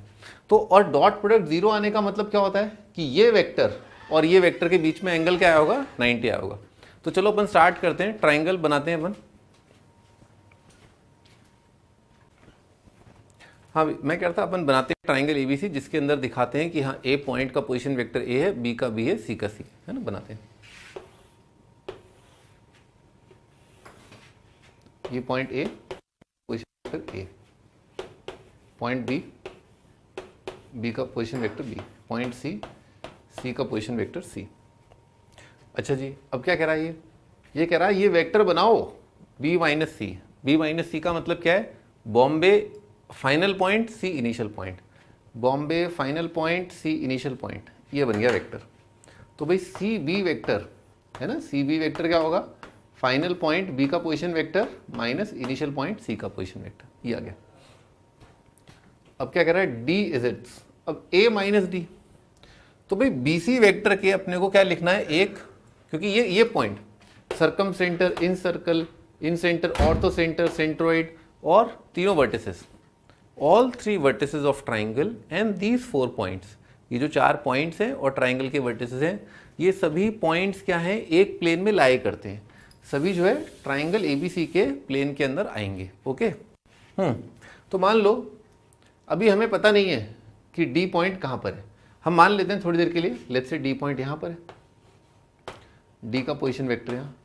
तो अब ये क्या कह रहा है, ए माइनस डी वेक्टर लिखो, यानी कि final point A, initial point D. तो फाइनल पॉइंट ए तीर बना दिया इस तरह से, final point A, initial point D. तो बेटे क्या ये वेक्टर, क्या ये दिशा और ये दिशा, क्या ये दोनों दिशाएं जो हैं, क्या उनके बीच का एंगल डॉट 90, डॉट जीरो का मतलब क्या है, एंगल 90, क्या इस वेक्टर और इस वेक्टर के बीच का एंगल 90 आ रहा है, नहीं आ रहा। अच्छा अगर मान लो मैं ए कुछ इस तरह से लूं, यानी कि बीसी के परपेंडिकुलर, बीसी के परपेंडिकुलर बना रहा हूं, मैंने क्या कि ए से पास होने वाला एल्टीट्यूड बनाया, क्या बनाया, एल्टीट्यूड, ए से पास होने वाला एल्टीट्यूड बनाया। अब मान लो मैंने कोई पॉइंट यहां पर लिया, डी ले लिया यहां पर, ये तो आ नहीं रहा था है ना, तो इसको तो अपन मिटा ही दें अपन, ये तो है नहीं पॉसिबल। हाँ डी पॉइंट लिया, तो बेटे ए डी कितना हो जाएगा, ये वाला आगरा माइनस दिल्ली, ये वेक्टर। तो बेटे क्या ए डी वेक्टर, क्या ये दिशा और ये दिशा, क्या इन दोनों के बीच का एंगल 90 आ रहा है, हाँ आ रहा है, ये एल्टीट्यूड है ना इसलिए। तो अगर ये दिशा और ये दिशा हमेशा इनके बीच का एंगल क्या है, 90 है। तो इसका मतलब अपन ये टिप्पणी दे सकते हैं, वी कैन कंक्लूड कि अगर ये डॉट प्रोडक्ट जीरो दे रखा है तो अपन क्या कंक्लूड कर सकते हैं कि डी पॉइंट निश्चित रूप से कहां पर रहा होगा, ये चीज है ना, यहां से यहां ये चीज जीरो आने का मतलब क्या है, डी पॉइंट कहां रहा होगा, on the altitude, D point कहां रहा होगा, ऑन द एल्टीट्यूड, किस पॉइंट से पास होने वाला, ए से, किस तरफ ड्रॉ किया हुआ, बीसी पर।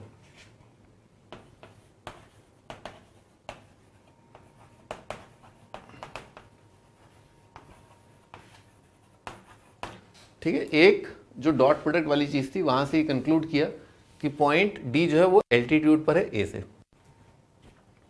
अब इस पर आते हैं, भाई ये क्या कह रहा है, कलकत्ता माइनस आगरा, यानी कि सी पॉइंट क्या है, फाइनल पॉइंट, ए इनिशियल, बेटा सी ए, तो कलकत्ता फाइनल है, सी माइनस ये, और बेटे बी माइनस डी। अच्छा बी माइनस डी, दोबारा एक बार डायग्राम बनाते हैं, जैसे चलो यहीं पर काम कर लेते हैं। मान लो डी पॉइंट यहां पर है,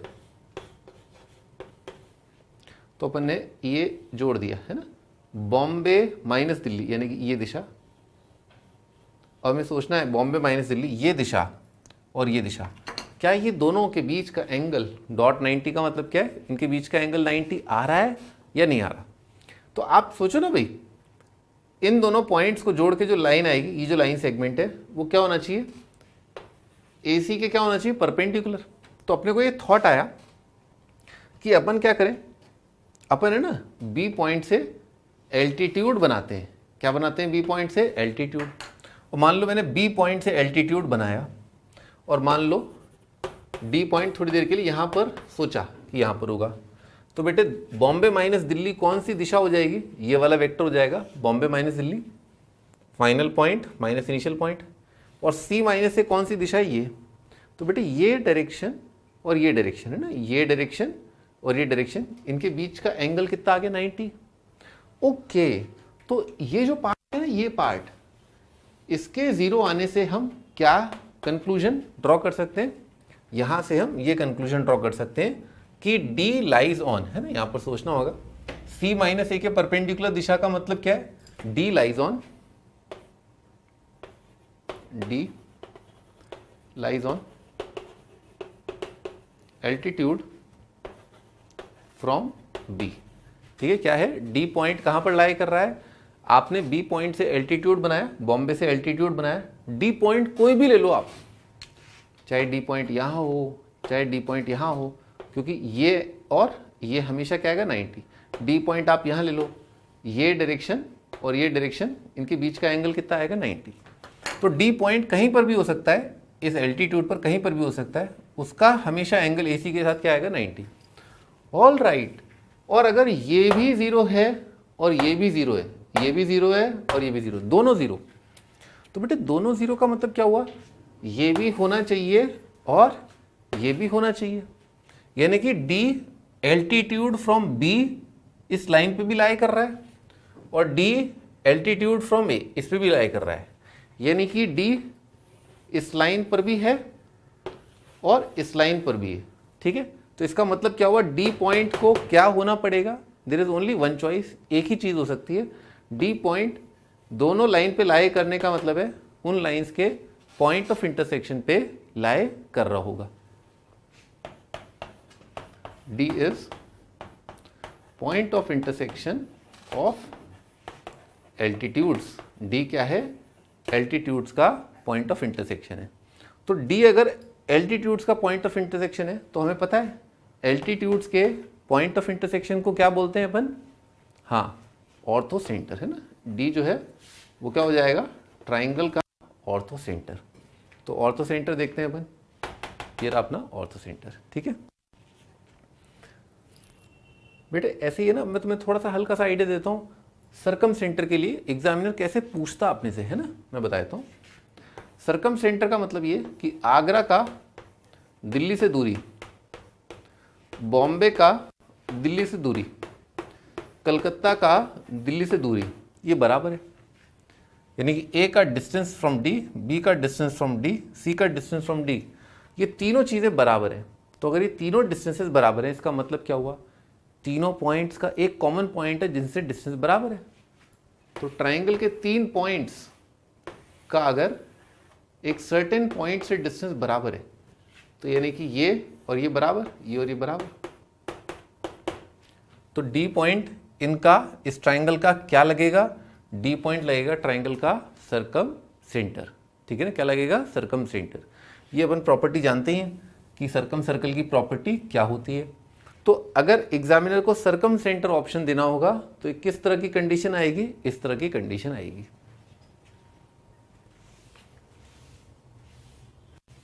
अच्छा बताओ, सेंट्रोइड के लिए क्या कंडीशन होगी? सेंट्रोइड में क्या खास बात होती है? सेंट्रोइड होता है a plus B plus C upon 3। ठीक है, सेंट्रोइड के कोऑर्डिनेट ये होते हैं। तो अपन ने यहाँ पर जाना आज इस क्वेश्चन के अंदर कि ऑर्थो सेंटर में क्या खास बात होती है? एल्टीट्यूड्स का इंटरसेक्शन। सरकम सेंटर में क्या खास बात होती है? परपेंडिकुलर बाइसेक्टर्स का इंटरसेक्शन। मीडियन में क्या खास बात होती है? सॉरी, सेंट्रोइड में क्या खास बात होती है? मीडियंस का पॉइंट ऑफ इंटरसेक्शन। और इन सेंटर में क्या खास बात होती है? एंगल बाइसेक्टर्स का पॉइंट ऑफ इंटरसेक्शन। ठीक है,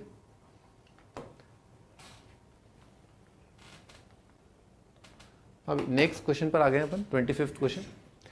ए पॉइंट के कोऑर्डिनेट दे रखे हैं अपने को, पोजीशन वेक्टर मान लो चाहे कोऑर्डिनेट मान लो, एक ही बात होती है भाई। अगर मान लो पॉइंट ए है, उसके कोऑर्डिनेट है 1 -1 -3, तो भी बताओ पॉइंट ए का पोजीशन वेक्टर कितना है?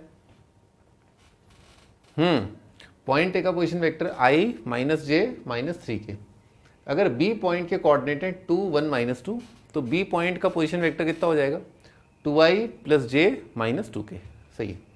और इसी तरह से सी पॉइंट, तो vertices of triangle angle bisector of its internal angle at A. बनाते हैं एक बार पिक्चर, जैसे ये ए है, ये बी है, ये सी है। ए पॉइंट के कोऑर्डिनेट है 1 -1 -3, बी पॉइंट के कोऑर्डिनेट है 2 -1 -2, सी पॉइंट है -5 2 -6। अच्छा, अब क्या पूछा है इसने, length of bisector with internal angle at A. मान लो ए का इंटरनल एंगल है, ये अपन ने बाइसेक्टर बना दिया, मान लो ये पॉइंट डी है। क्या बोल रहा है, लेंथ ऑफ बाइसेक्टर ऑफ, तो यानी कि अपने को बताना है आगरा दिल्ली के बीच का दूरी क्या होगा। तो प्यारे बच्चों, मैंने आपको बताया था इस चीज़ के लिए, एंगल बाइसेक्टर के लिए, कि बहुत बेसिक फॉर्मूला याद रखो,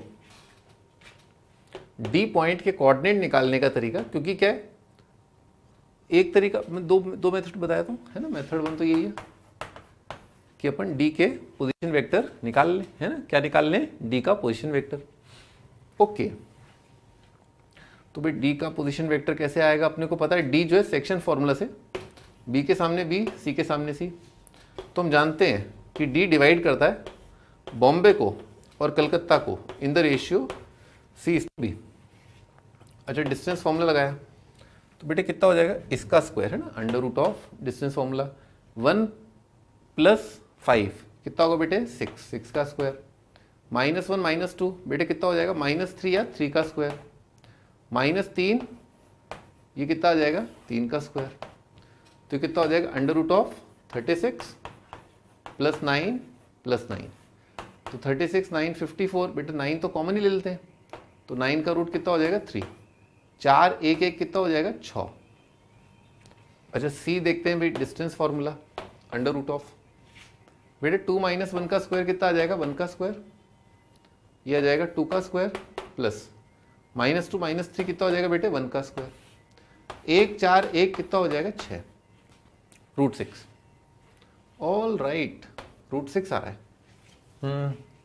भाई कितना आ रहा है 3 √6। अरे तो बड़ा सुंदर रेशियो आ गया, ये √6 और ये क्या है 3 √6, इन दोनों को डिवाइड किया तो कितना आ जाएगा 1/3। ओके, तो C/B अपन ने पाया कितना आ रहा है 1/3।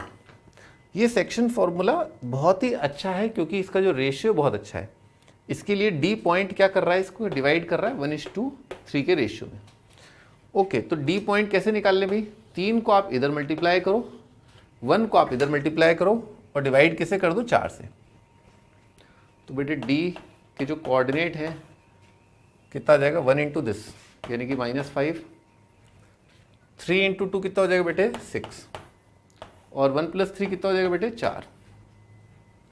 भाई 1 × 2 ये आ जाएगा 2, 3 × 1 कितना आ जाएगा 3 डिवाइडेड बाय 4। अच्छा, 1 × कितना आ जाएगा -6, 3 × -2 है ना, तो आ जाएगा 3 × -2 -6 डिवाइडेड बाय अगेन 4। क्या आ रहा है भाई, ये आ रहा है 1/4, ये कितना आ रहा है बेटे 5/4, और ये कितना आ रहा है बेटे -12 -3।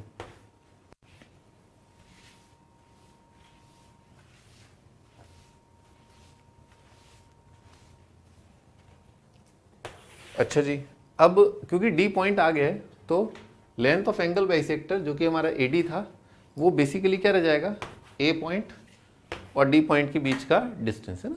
तो ए डी लिखते हैं भाई डिस्टेंस फॉर्मूले से, अंडर रूट ऑफ बेटे 1 - 1/4 है ना, कितना आएगा बेटे 3/4 का स्क्वायर, और बेटे -1 5/4 कितना जाएगा बेटे 9/4 का स्क्वायर, -3 -3 ये तो हो गया स्वाहा, ठीक, क्या आ जाएगा 0। तो बेटे 1/4 तो बाहर आ गया, 3 भी बाहर ही ले लेते हैं, और रूट ऑफ कितना आ जाएगा 1, और 3 बाहर लिया तो कितना आ जाएगा 9। तो कितना आ जाएगा 3/4 अंडर रूट ऑफ 10। तो 3/4 √10 है ना बेटे, आंसर कितना आ जाएगा बी ऑप्शन, है ना। तो बी ऑप्शन अपना आंसर है। अब दूसरा एक और तरीका मैं आपको बताता हूँ, ठीक है, जिससे अपन इस सवाल को अप्रोच कर सकते हैं। मेथड 2, तो बेटे अपन ने ना सॉल्यूशन ऑफ ट्राइंगल में पढ़ा था, आपको याद ही होगा।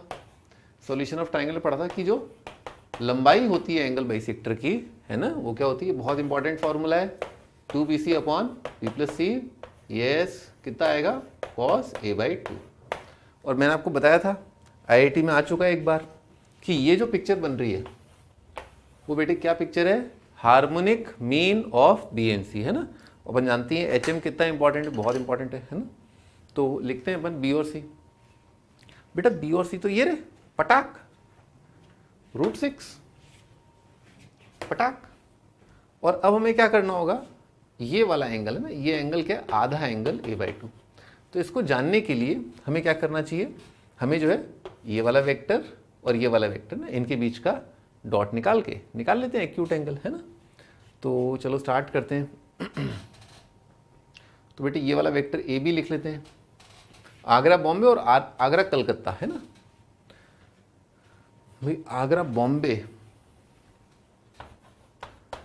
AB वेक्टर है ना, AB वेक्टर कितना होगा, पॉइंट माइनस पॉइंट, यानी कि आई कैप, दिस माइनस दिस कितना हो जाएगा 2j, -2 -3 कितना हो जाएगा +k। और AC वेक्टर C माइनस है ना, कितना आ जाएगा, दिस माइनस दिस -6i, और 2 + 1 कितना हो जाएगा 3j, और -6 + 3 कितना हो जाएगा -3। एक बार डॉट लेके देखते हैं, कितना रहा, -6 + 6 और -3, है ना। तो डॉट प्रोडक्ट कितना आया, अपन ने देखा, डॉट प्रोडक्ट आया -6 + 6 -3 डिवाइडेड बाय √, बेटे इसका मॉड कितना आ रहा है 6, इसका मॉड कितना आ रहा है 3√6। ये कितना आ जाएगा cos थीटा ना, तो ये और ये तो कट गया, ये √6 का कितना हो जाएगा 3 कट गया। एक्यूट एंगल की बात कर लेते हैं, तो cos थीटा का वैल्यू कितना आ जाएगा 1/6। cos थीटा आ रहा है 1/6, वैसे तो एंगल के नेगेटिव है, तो इंटरनल एंगल ऑफ ट्राइंगल कितना है cos थीटा -1/6। अच्छा, तो अगर मुझे मान लो कोसाइन ऑफ हाफ एंगल निकालना है, कोसाइन ऑफ हाफ एंगल निकालना है, तो ये बराबर होगा 1 + cos a होल अपॉन 2 का √, है ना। और ये तो डेफिनेटली एक्यूट एंगल होगा, तो बेटे कितना आ रहा था ये 1 - 1/6 अपॉन 2 का रूट, ये कितना आ रहा था 5/6, 5/6 का कितना हो जाएगा 5/12, ये आ रहा है cos a/2। अच्छा, अपन हार्मोनिक मीन देखते हैं बेटे, तो AD का लेंथ भाई B और C का वैल्यू कितना आया था अपना, एक आया था √6 और एक कितना आया था बेटे 3√6, और नीचे उनका सम कितना हो जाएगा बेटे √6 + 3√6, और इसका वैल्यू कितना हो जाएगा बेटे √5 अपॉन 2√3, है ना, ऐसे लिख लिया। ऊपर कितना आ रहा है 6 × 6, 6 × 6 कितना हो जाएगा 36, और ये हो जाएगा बेटे 4√6, और ये कितना आ रहा है √5 डिवाइडेड बाय 2√3। अच्छा, 4 टू द कितना हो जाएगा 8, इसको काट देते हैं, यहाँ पर 9 आ जाएगा 9, तो 9√5 डिवाइडेड बाय 3 6√2, ठीक है, ये लिखा हुआ है। तो 3 और काट देते हैं, तो यार 3√5 अपॉन 2√2।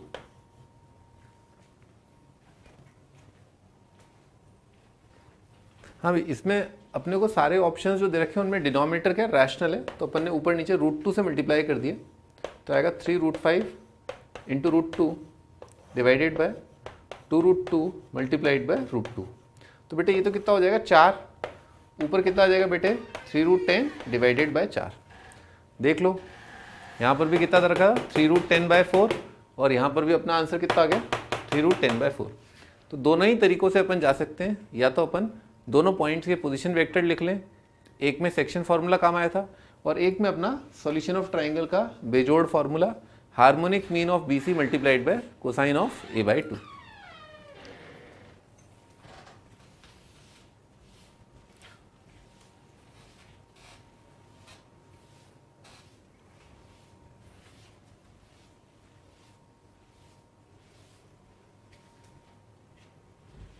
ठीक है भाई, आगे बढ़ते हैं, अगला क्वेश्चन देखते हैं 26। ABCD be a tetrahedron such that edges AB, AC, AD are mutually perpendicular। ठीक है, टेट्राहेड्रन है और उसकी एजेस AB, AC, AD क्या है, परपेंडिकुलर है आपस में। अच्छा, let the area of triangle ABC, ACD, ADB be 3, 4, 5 square units, then the area of triangle BCD is. तो भाई ऐसा एक लिखते हैं टेट्राहेड्रन जिसकी एजेस AB, AC, AD क्या हो, म्यूचुअली परपेंडिकुलर। तो ऐसा अपन ने टेट्राहेड्रन बनाया था क्लास में।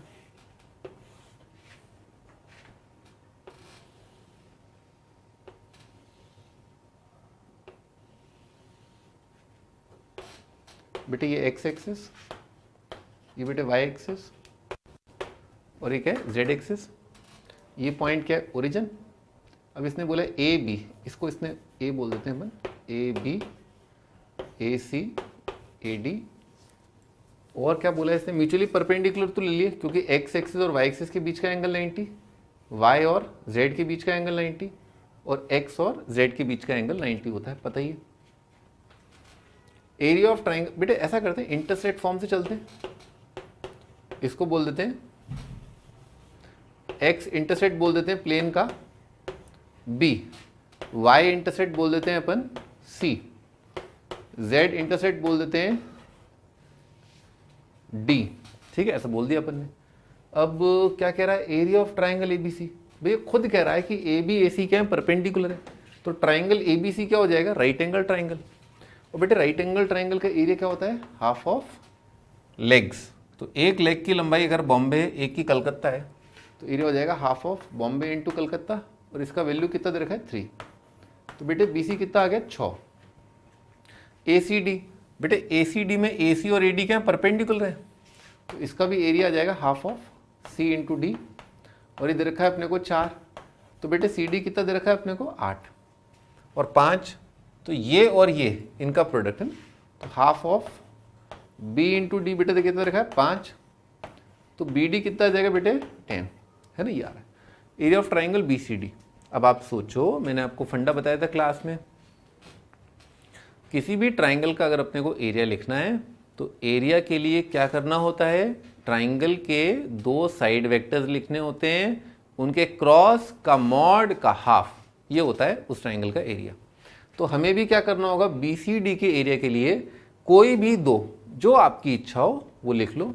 मैं लिख रहा हूं BC और CD, ये 2 साइड वेक्टर लिख रहा हूं। चलो लिखते हैं पहले, बॉम्बे कलकत्ता कितना हो जाएगा, कलकत्ता माइनस बॉम्बे। बेटे कलकत्ता माइनस बॉम्बे देखो कितना आएगा, -BI प्लस CJ, बस इतना। और क्या लिखना है, CD। बेटे CD वेक्टर कितना होगा, दिल्ली माइनस कलकत्ता। बेटे Delhi minus Calcutta, I component तो कितना आ गया, 0, J कॉम्पोनेंट 0 माइनस C, और K कॉम्पोनेंट कितना आएगा, D माइनस 0, IJK, ये लिखा है। ओके, तो आंसर कितना हो जाएगा मेरा, half of mod of 2 side vectors का क्रॉस। तो हाफ ऑफ मॉड ऑफ, और क्रॉस प्रोडक्ट कैसे निकालते हैं, डिटर्मिनेंट से। डिटर्मिनेंट के फर्स्ट रो में क्या होता है, IJK। BC कितना है बेटे, -B, C 0, CD कितना है, 0 -C D, हाफ ऑफ, भाई I कॉम्पोनेंट कितना आ रहा है, CD, तो I multiplied by CD vector. बेटे J देखो ध्यान से, J कितना आ रहा है, कैसे खोलते हैं डिटर्मिनेंट को, पहले सबसे ऊपर वाले से खोल लिया और प्लस माइनस प्लस। तो बेटे ये कितना आ जाएगा, J का देखो माइनस माइनस माइनस का क्या हो जाएगा, प्लस। तो ये बड़ा J component multiplied by Bombay Delhi. K के लिए देखो कितना आ रहा है, प्लस का BC, IJK और BC मॉड। अब बेटे IJK का मॉड कितना हो जाएगा, half of under root of C square D square, J component का square B square D square, K component का square B square C square का अंडर रूट। अच्छा जी, तो ये आ रहा है, ठीक है।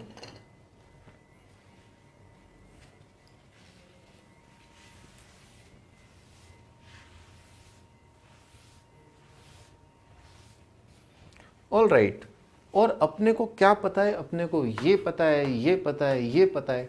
तो बस अब यहाँ पर क्या करना है, सी डी का वैल्यू कितना है 8 रख देंगे, रख देंगे, रख देंगे, आ जाएगा। तो कितना आ जाएगा, half of under root of, बेटे सी डी का वैल्यू कितना है 4, सॉरी 8, 8 का स्क्वायर कितना हो जाएगा 64। बेटे बी डी का वैल्यू निकाला था 10, 10 का स्क्वायर कितना हो जाएगा 100। बी सी का वैल्यू कितना है 6, 6 का स्क्वायर कितना आएगा 36। ये दोनों को जोड़ के कितना आ रहा है 100, 100 प्लस 100 कितना हो जाएगा बेटे 200, यार अंडर रूट ऑफ 200। बेटे 200 में क्या है, 100 तो साइड में ले लेंगे, बाकी क्या बचेगा √2/2। ये आ रहा है, देखते हैं कहाँ पर लिखा है 5, तो √2/2, बेटे 2 काट दिया अपन ने, है ना, तो 2 काट के कितना हो जाएगा 5√2। एक बार दोबारा चेक कर लेते हैं, ठीक है। 5√2 अपना आंसर है। 5√2 कहाँ दे रखा है अपने को, ए ऑप्शन में, है ना, ए ऑप्शन अपना आंसर। भाई इससे अपन ने क्या चेक किया, इससे अपन ने सीखा कि टेट्राहेड्रन जिसके सारे एजेस, 3 एजेस आपस में परपेंडिकुलर हैं, तो आप उसको एक प्लेन से स्टार्ट कर सकते हैं, प्लेन मान लें इंटरसेक्ट फॉर्म में। ये मैंने क्लास में आपको बताया था, प्लेन ऐसा जिसका x intercept, y intercept, z intercept ABC हो, और प्लेन का एक मतलब टेट्राहेड्रन का एक वर्टेक्स कहाँ पर हो, ओरिजिन पर, ठीक है। इस तरह से आप स्टार्ट कर सकते हैं क्वेश्चन को। हाँ भाई नेक्स्ट क्वेश्चन पर आते हैं। नेक्स्ट क्वेश्चन बहुत सिंपल है, केवल इस बात पर बेस्ड है कि कैसे अपन एक फॉर्म ऑफ प्लेन से दूसरे फॉर्म ऑफ प्लेन पर जा सकते हैं। तो पढ़ो ध्यान से, कंसिडर द प्लेन। तो प्लेन का मतलब क्या होता है, कोई भी जनरल पॉइंट XYZ जो प्लेन पे लाई कर रहा है। तो इस तरह से भी प्लेन का इक्वेशन लिखा जा सकता है। बाकी अपन जानते हैं कि प्लेन का इक्वेशन इन जनरल क्या होता है, XYZ में linear, AX + BY + CZ + D = 0, ये लिखा है प्लेन का इक्वेशन। यहाँ पर कैसे दे रखा है प्लेन का इक्वेशन, इस तरह से नहीं दे रखा है, ये एक अलग तरीके से दे रखा है। जैसे अपन लाइन में देखते हैं जनरल पॉइंट XYZ, तो यहाँ पर ये कह रहा है कि पॉइंट XYZ कैसा है, वो ऐसा है, बराबर है 0, 1, 1 + lambda into this plus mu into this. तो बेटे ये कौन सी वाली फॉर्म लिखी हुई है प्लेन की, यस ये लिखी हुई है प्लेन की पैरामेट्रिक फॉर्म, ठीक है। याद करो पैरामेट्रिक फॉर्म क्या होता है, ऐसे लिखते हैं पैरामेट्रिक फॉर्म को, R = A + lambda P + mu Q।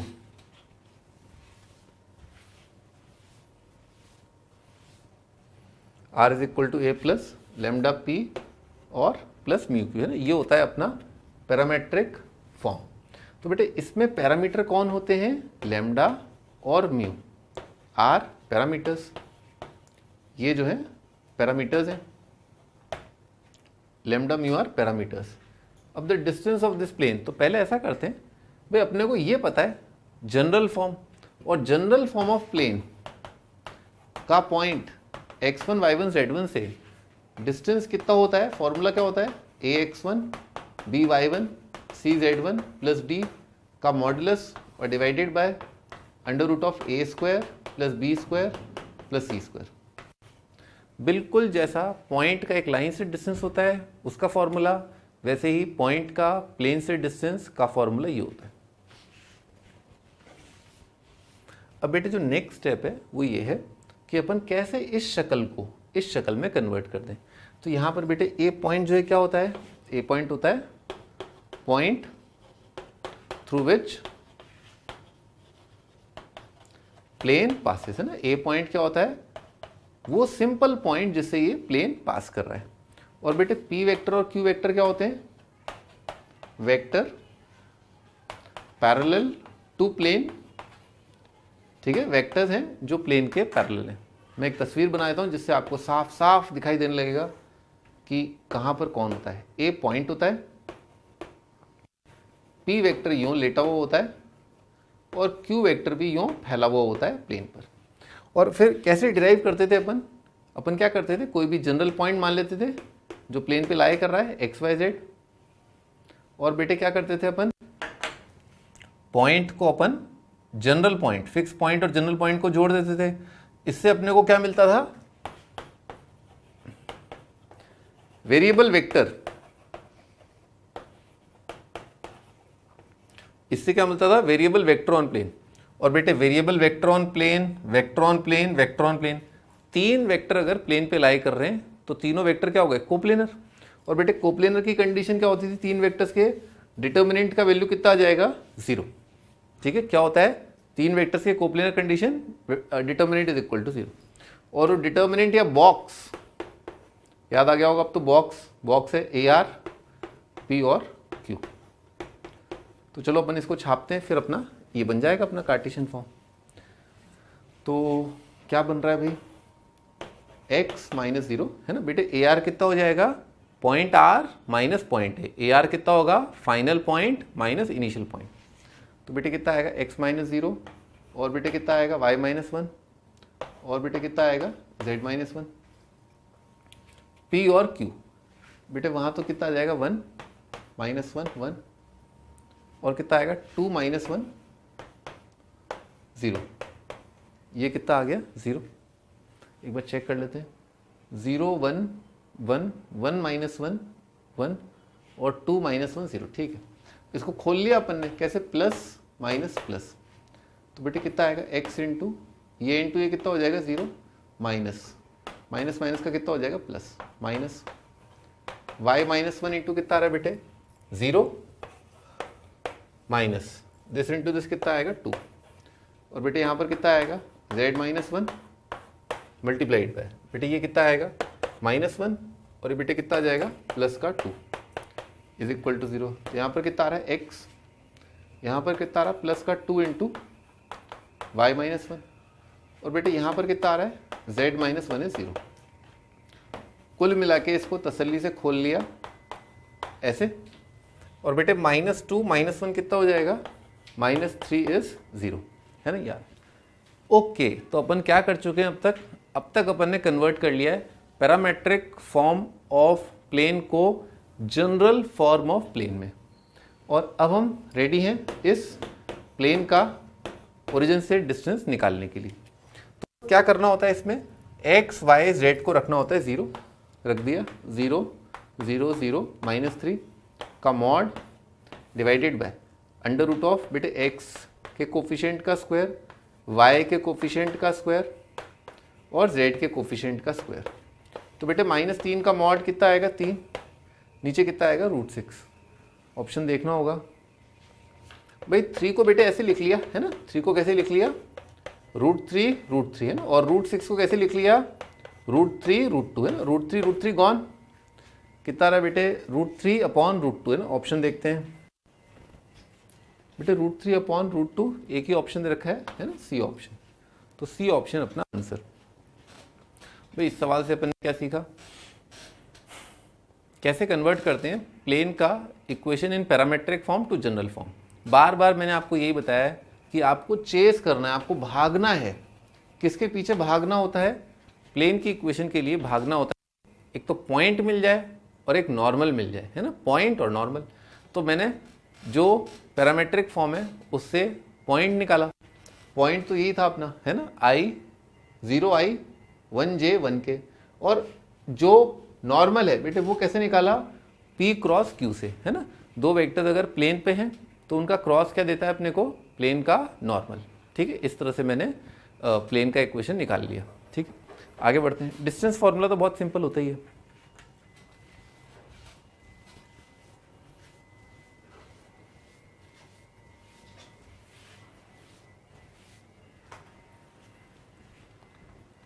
अभी नेक्स्ट क्वेश्चन है, the vector equations of two lines L1 L2 are given by. तो आंखों से दिख रहा है कि हाँ सही बात है, ये वेक्टर इक्वेशन दे रखा है अपने को, और बेटे अपने को पता ही है कि वेक्टर इक्वेशन कैसी शक्ल की होती है, R is equal to A plus lambda B. बेटे यहाँ पर A क्या होता है, A होता है पॉइंट जिससे वेक्टर लाइन पास कर रहा होता है, और बेटे B क्या होता है, B जो स्केलर से मल्टीप्लाइड जो वेक्टर होता है, लैम्डा इंटू बी होता है, वो होता है डायरेक्शन, कि किस डायरेक्शन के अलोंग लाइन है। L1 L2 आर बेटे चेक करना पड़ेगा अपने को, तो skew lines for all P। तो बेटे कैसे चेक करते हैं अपन कि दो लाइनें जो हैं स्क्यू हैं या एक प्लेन में है या इंटरसेक्टिंग है। तो सबसे पहले बेटे मैंने आपको बताया था हमेशा चेक क्या करो, पैरेलल, चेक पैरेलल फर्स्ट। क्यों क्यों क्यों? क्योंकि बहुत आसान होता है, हमें बस इतना देखना होता है कि ये दिशा और ये दिशा, ये दोनों दिशाएं सेम तो नहीं है। दो दिशाओं को कैसे चेक करते हैं कि वो सेम है? आप उनके कोफिशिएंट जो है आई जे के चेक कर लो कि वो प्रोपोर्शनल हैं कि नहीं है। तो बेटे इन दोनों के लिए अपन ने चेक किया आई का कंपोनेंट और जे का कंपोनेंट और के का कंपोनेंट। तो बेटे ये कितना आ गया -1, ये कितना आ गया 1। क्या ये तीनों बराबर हैं? नहीं है, यानी कि क्या पैरेलल हैं? नहीं है। अब सेकंड स्टेप, बेटे सेकंड स्टेप मैंने आपको बताया था कि चेक करना होगा इंटरसेक्टिंग और स्क्यू, दो ही बातें हो सकती हैं अब दुनिया में। पैरेलल अगर नहीं है तो या तो स्क्यू रही होंगी या इंटरसेक्टिंग। तो एक शॉर्ट ट्रिक मैंने आपको बताई थी इंटरसेक्टिंग चेक करने की, क्योंकि इंटरसेक्टिंग है तो अब क्या होना पड़ेगा? प्लेनर। क्या होना पड़ेगा? प्लेनर। और प्लेनर के लिए मैंने बताया था आपको, जैसे एक लाइन यूं है, एक लाइन यूं है। एक पर सुंदर पॉइंट के कोऑर्डिनेट क्या आ रहे हैं? 2, 9, 13। दूसरे पर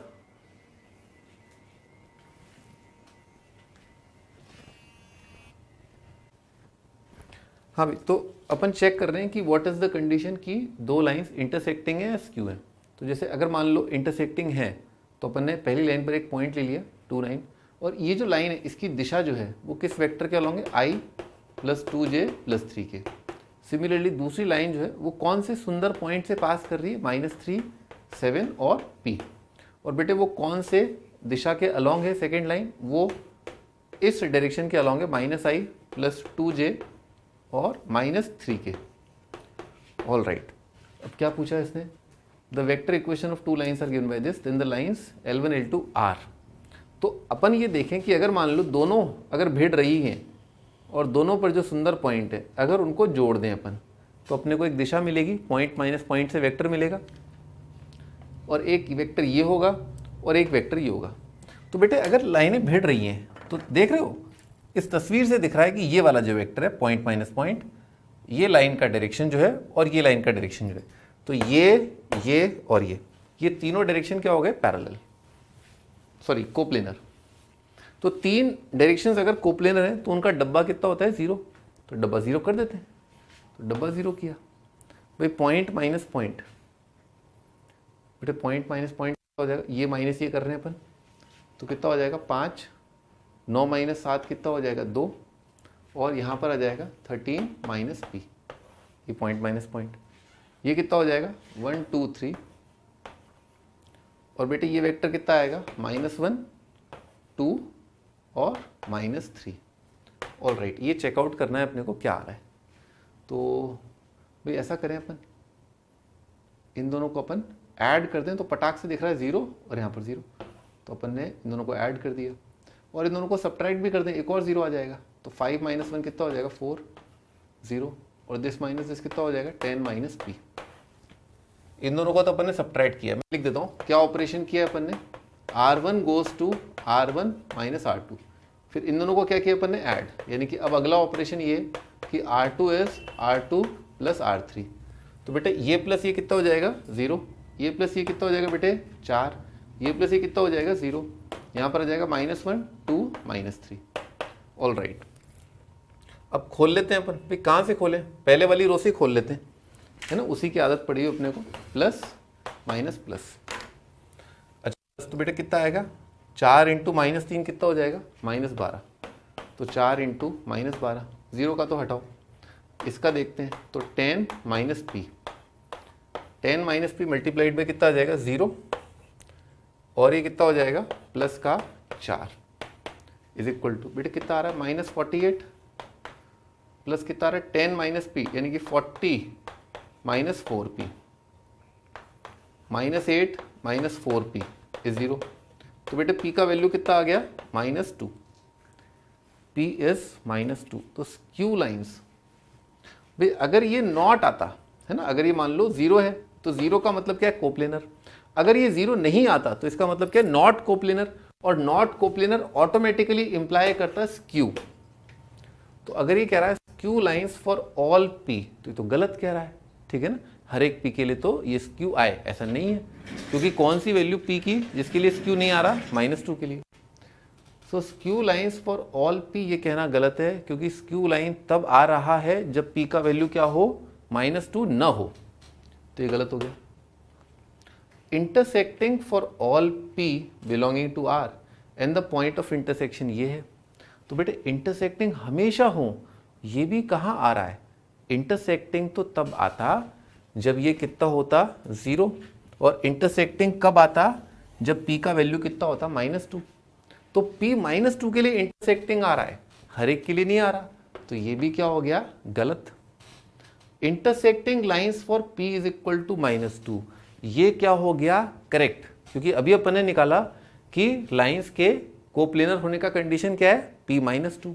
तो कोप्लेनर होना और इंटरसेक्टिंग होना एक ही बात है, अगर लाइंस पैरेलल ना हो तो। और वो अपन स्टार्टिंग में चेक कर चुके थे कि पैरेलल आ रही हैं क्या, नहीं आ रही, क्योंकि i j k के कंपोनेंट प्रोपोर्शनल आ रहे हैं क्या, नहीं आ रहे।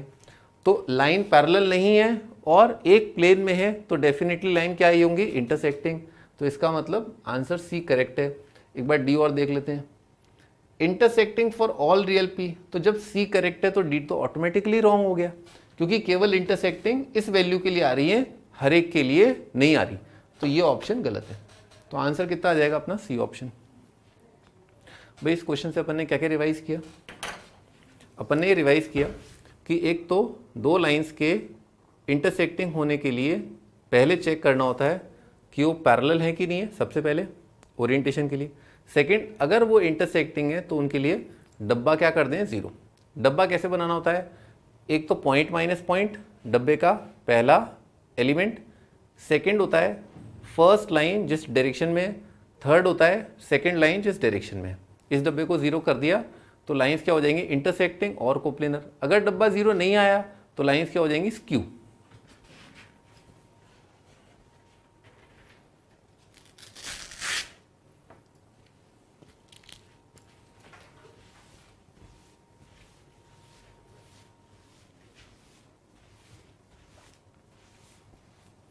हाँ, नेक्स्ट क्वेश्चन।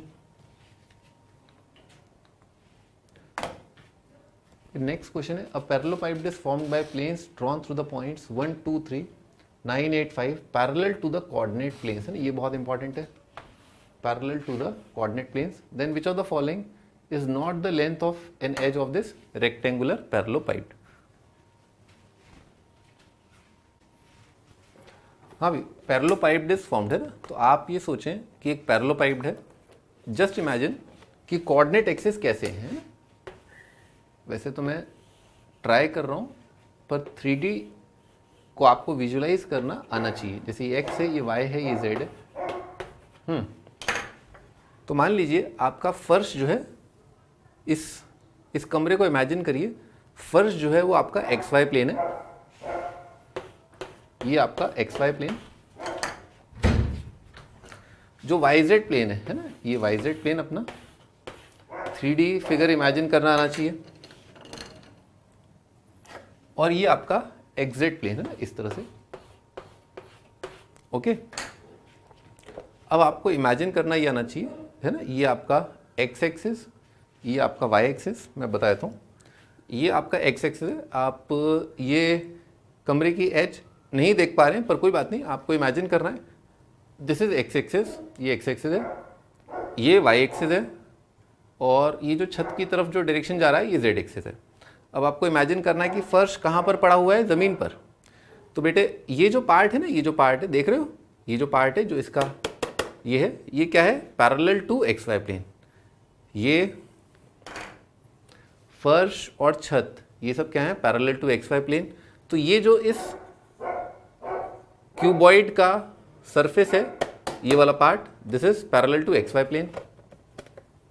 ये जो पार्ट है ना, X एक्सिस यहाँ है, Y एक्सिस यहाँ है, Z एक्सिस यहाँ है। ये वाला जो पार्ट है, X axis, Z axis, X axis, Z axis, तो ये पार्ट किसके पैरेलल है, XZ प्लेन के। X axis, Y axis, Z axis, Y axis, Z axis.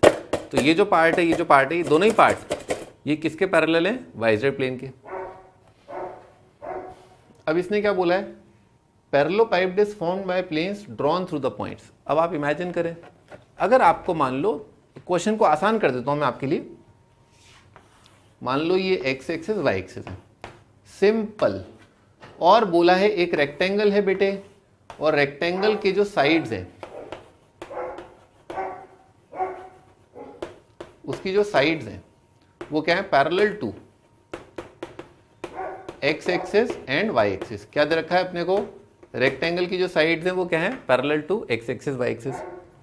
अच्छा, रेक्टेंगल की साइड्स अगर एक्स एक्सिस वाई एक्सिस हैं, और बोला है कि रेक्टेंगल पासिस थ्रू 1 2 एंड 9 8, तो बेटे अगर कोई रेक्टेंगल इन दोनों पॉइंट से पास कर रहा है, ठीक है, rectangle parallelepiped formed by planes drawn through, ठीक है, लाइंस पासेस थ्रू, रेक्टेंगल की जो लाइंस है वो इन दो पॉइंट से पास कर रही हैं, तो बेटे सोचो इस लाइन पर एक पॉइंट दे रखा है, या इस लाइन पर, या इस लाइन पर, या इस लाइन पर।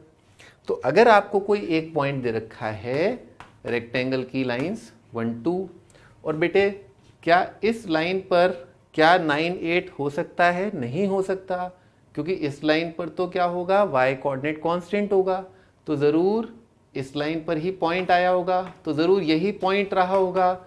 ये क्यों नहीं हो सकता, क्योंकि अगेन रेक्टेंगल की जो साइड्स हैं अगर वो x एक्सिस y एक्सिस के पैरेलल हैं, तो ये लाइन पैरेलल टू हो जाएगी y एक्सिस, और पैरेलल टू y एक्सिस होने का मतलब क्या है, x कोऑर्डिनेट क्या होगा इसका 1।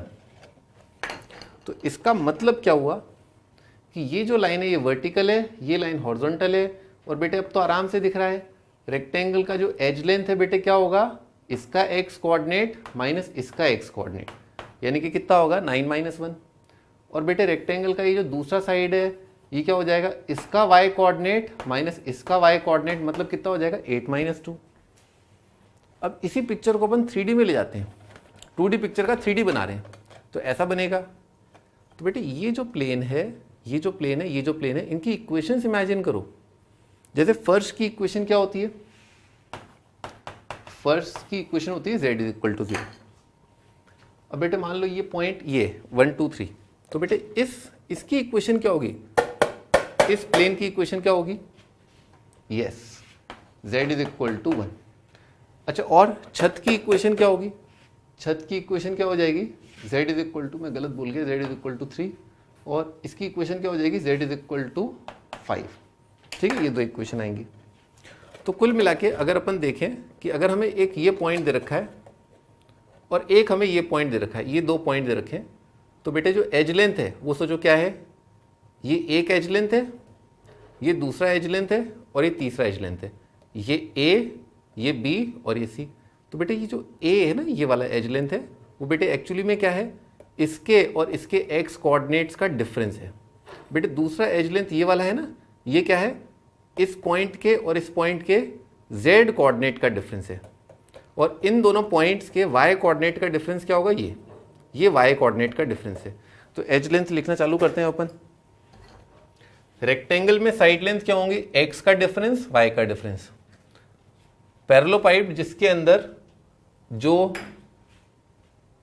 प्लेन्स हैं वो अगर पैरेलल टू कोऑर्डिनेट प्लेन्स होंगे, तो कोऑर्डिनेट प्लेन्स के पैरेलल अगर आपने प्लेन बनाए हैं, तो वो प्लेन्स के बीच में आपस में एंगल क्या बनेंगे, 90 90 90। तो जो पैरेललोपाइड है जो फॉर्म हो रहा है, वो एक्चुअली में पैरेललोपाइड का स्पेशल केस क्या बन जाएगा, क्यूबॉइड। और उसके जो साइड लेंथ है बेटे वो कितने बनेंगे, x2 - x1, y2 - y1 और z2 - z1, जैसा कि मैंने आपको पिक्चर में दिखाया। तो अब यहां पर देखो x2 - x1 बेटे कितना आ रहा है, 9 - 1, y2 - y1 कितना आ रहा है, 8 - 2, z2 - z1 कितना आ रहा है, 5 - 3। ये कितना जाए, 8 6 2। अब इसने पूछो विच of the following is not the length, तो कौन सी चीज लेंथ नहीं है, तो अपने को ऑप्शन में देखना है 2 6 8। तो बेटे 2 नहीं, ये तो हो सकता है ना, वो बताना जो नहीं हो सकता। 6 हो सकता है, 8 हो सकता है, क्या नहीं हो सकता, 4 नहीं हो सकता। तो अपना आंसर कितना हो जाएगा, बी ऑप्शन।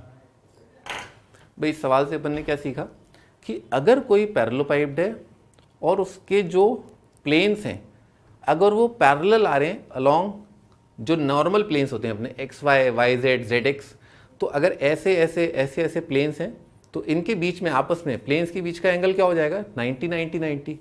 तो ऐसे पैरेललोपाइड को हम क्या बोलते हैं क्यूबॉइड। जैसे ये कमरा है और ऐसे कमरे में अगर अपने को दो पॉइंट दे रखे हैं जो डायगनली ऑपोजिट हैं, ठीक है, दो पॉइंट दे रखे हैं डायगनली ऑपोजिट हैं, तो एज लेंथ कितनी हो जाएंगी x2 minus x1, y2 minus y1 और z2 माइनस z1।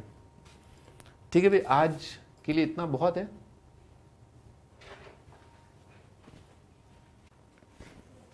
अरे भाई एक क्वेश्चन और रह गया, उसको फिनिश करते हैं। 30th question,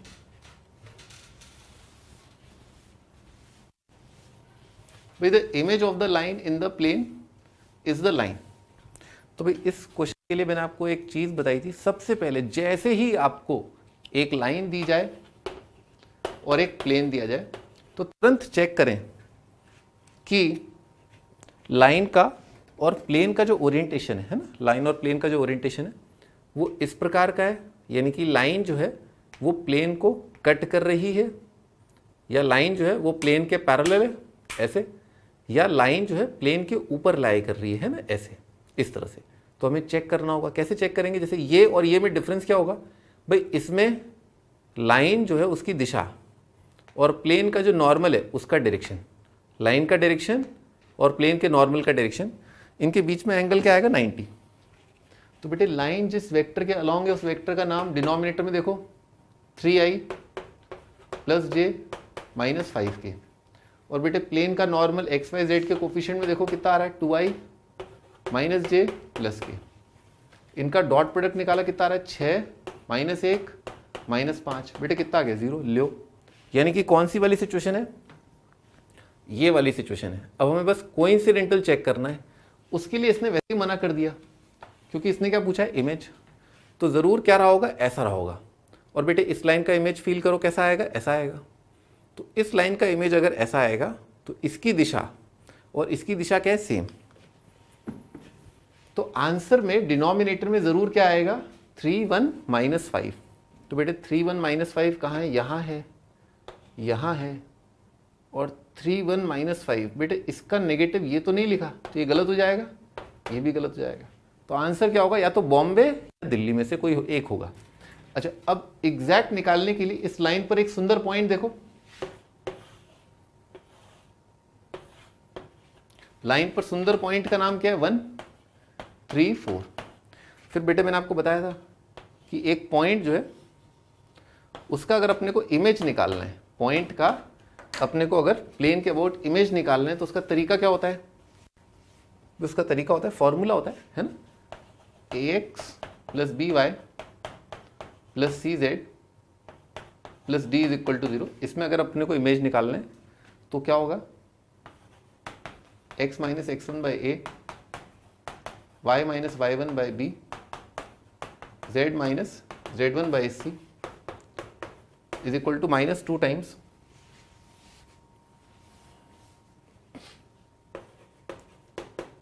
a x1 b y1 plus c z1 plus d divided by a square plus b square plus c square. ये फॉर्मूला होता है।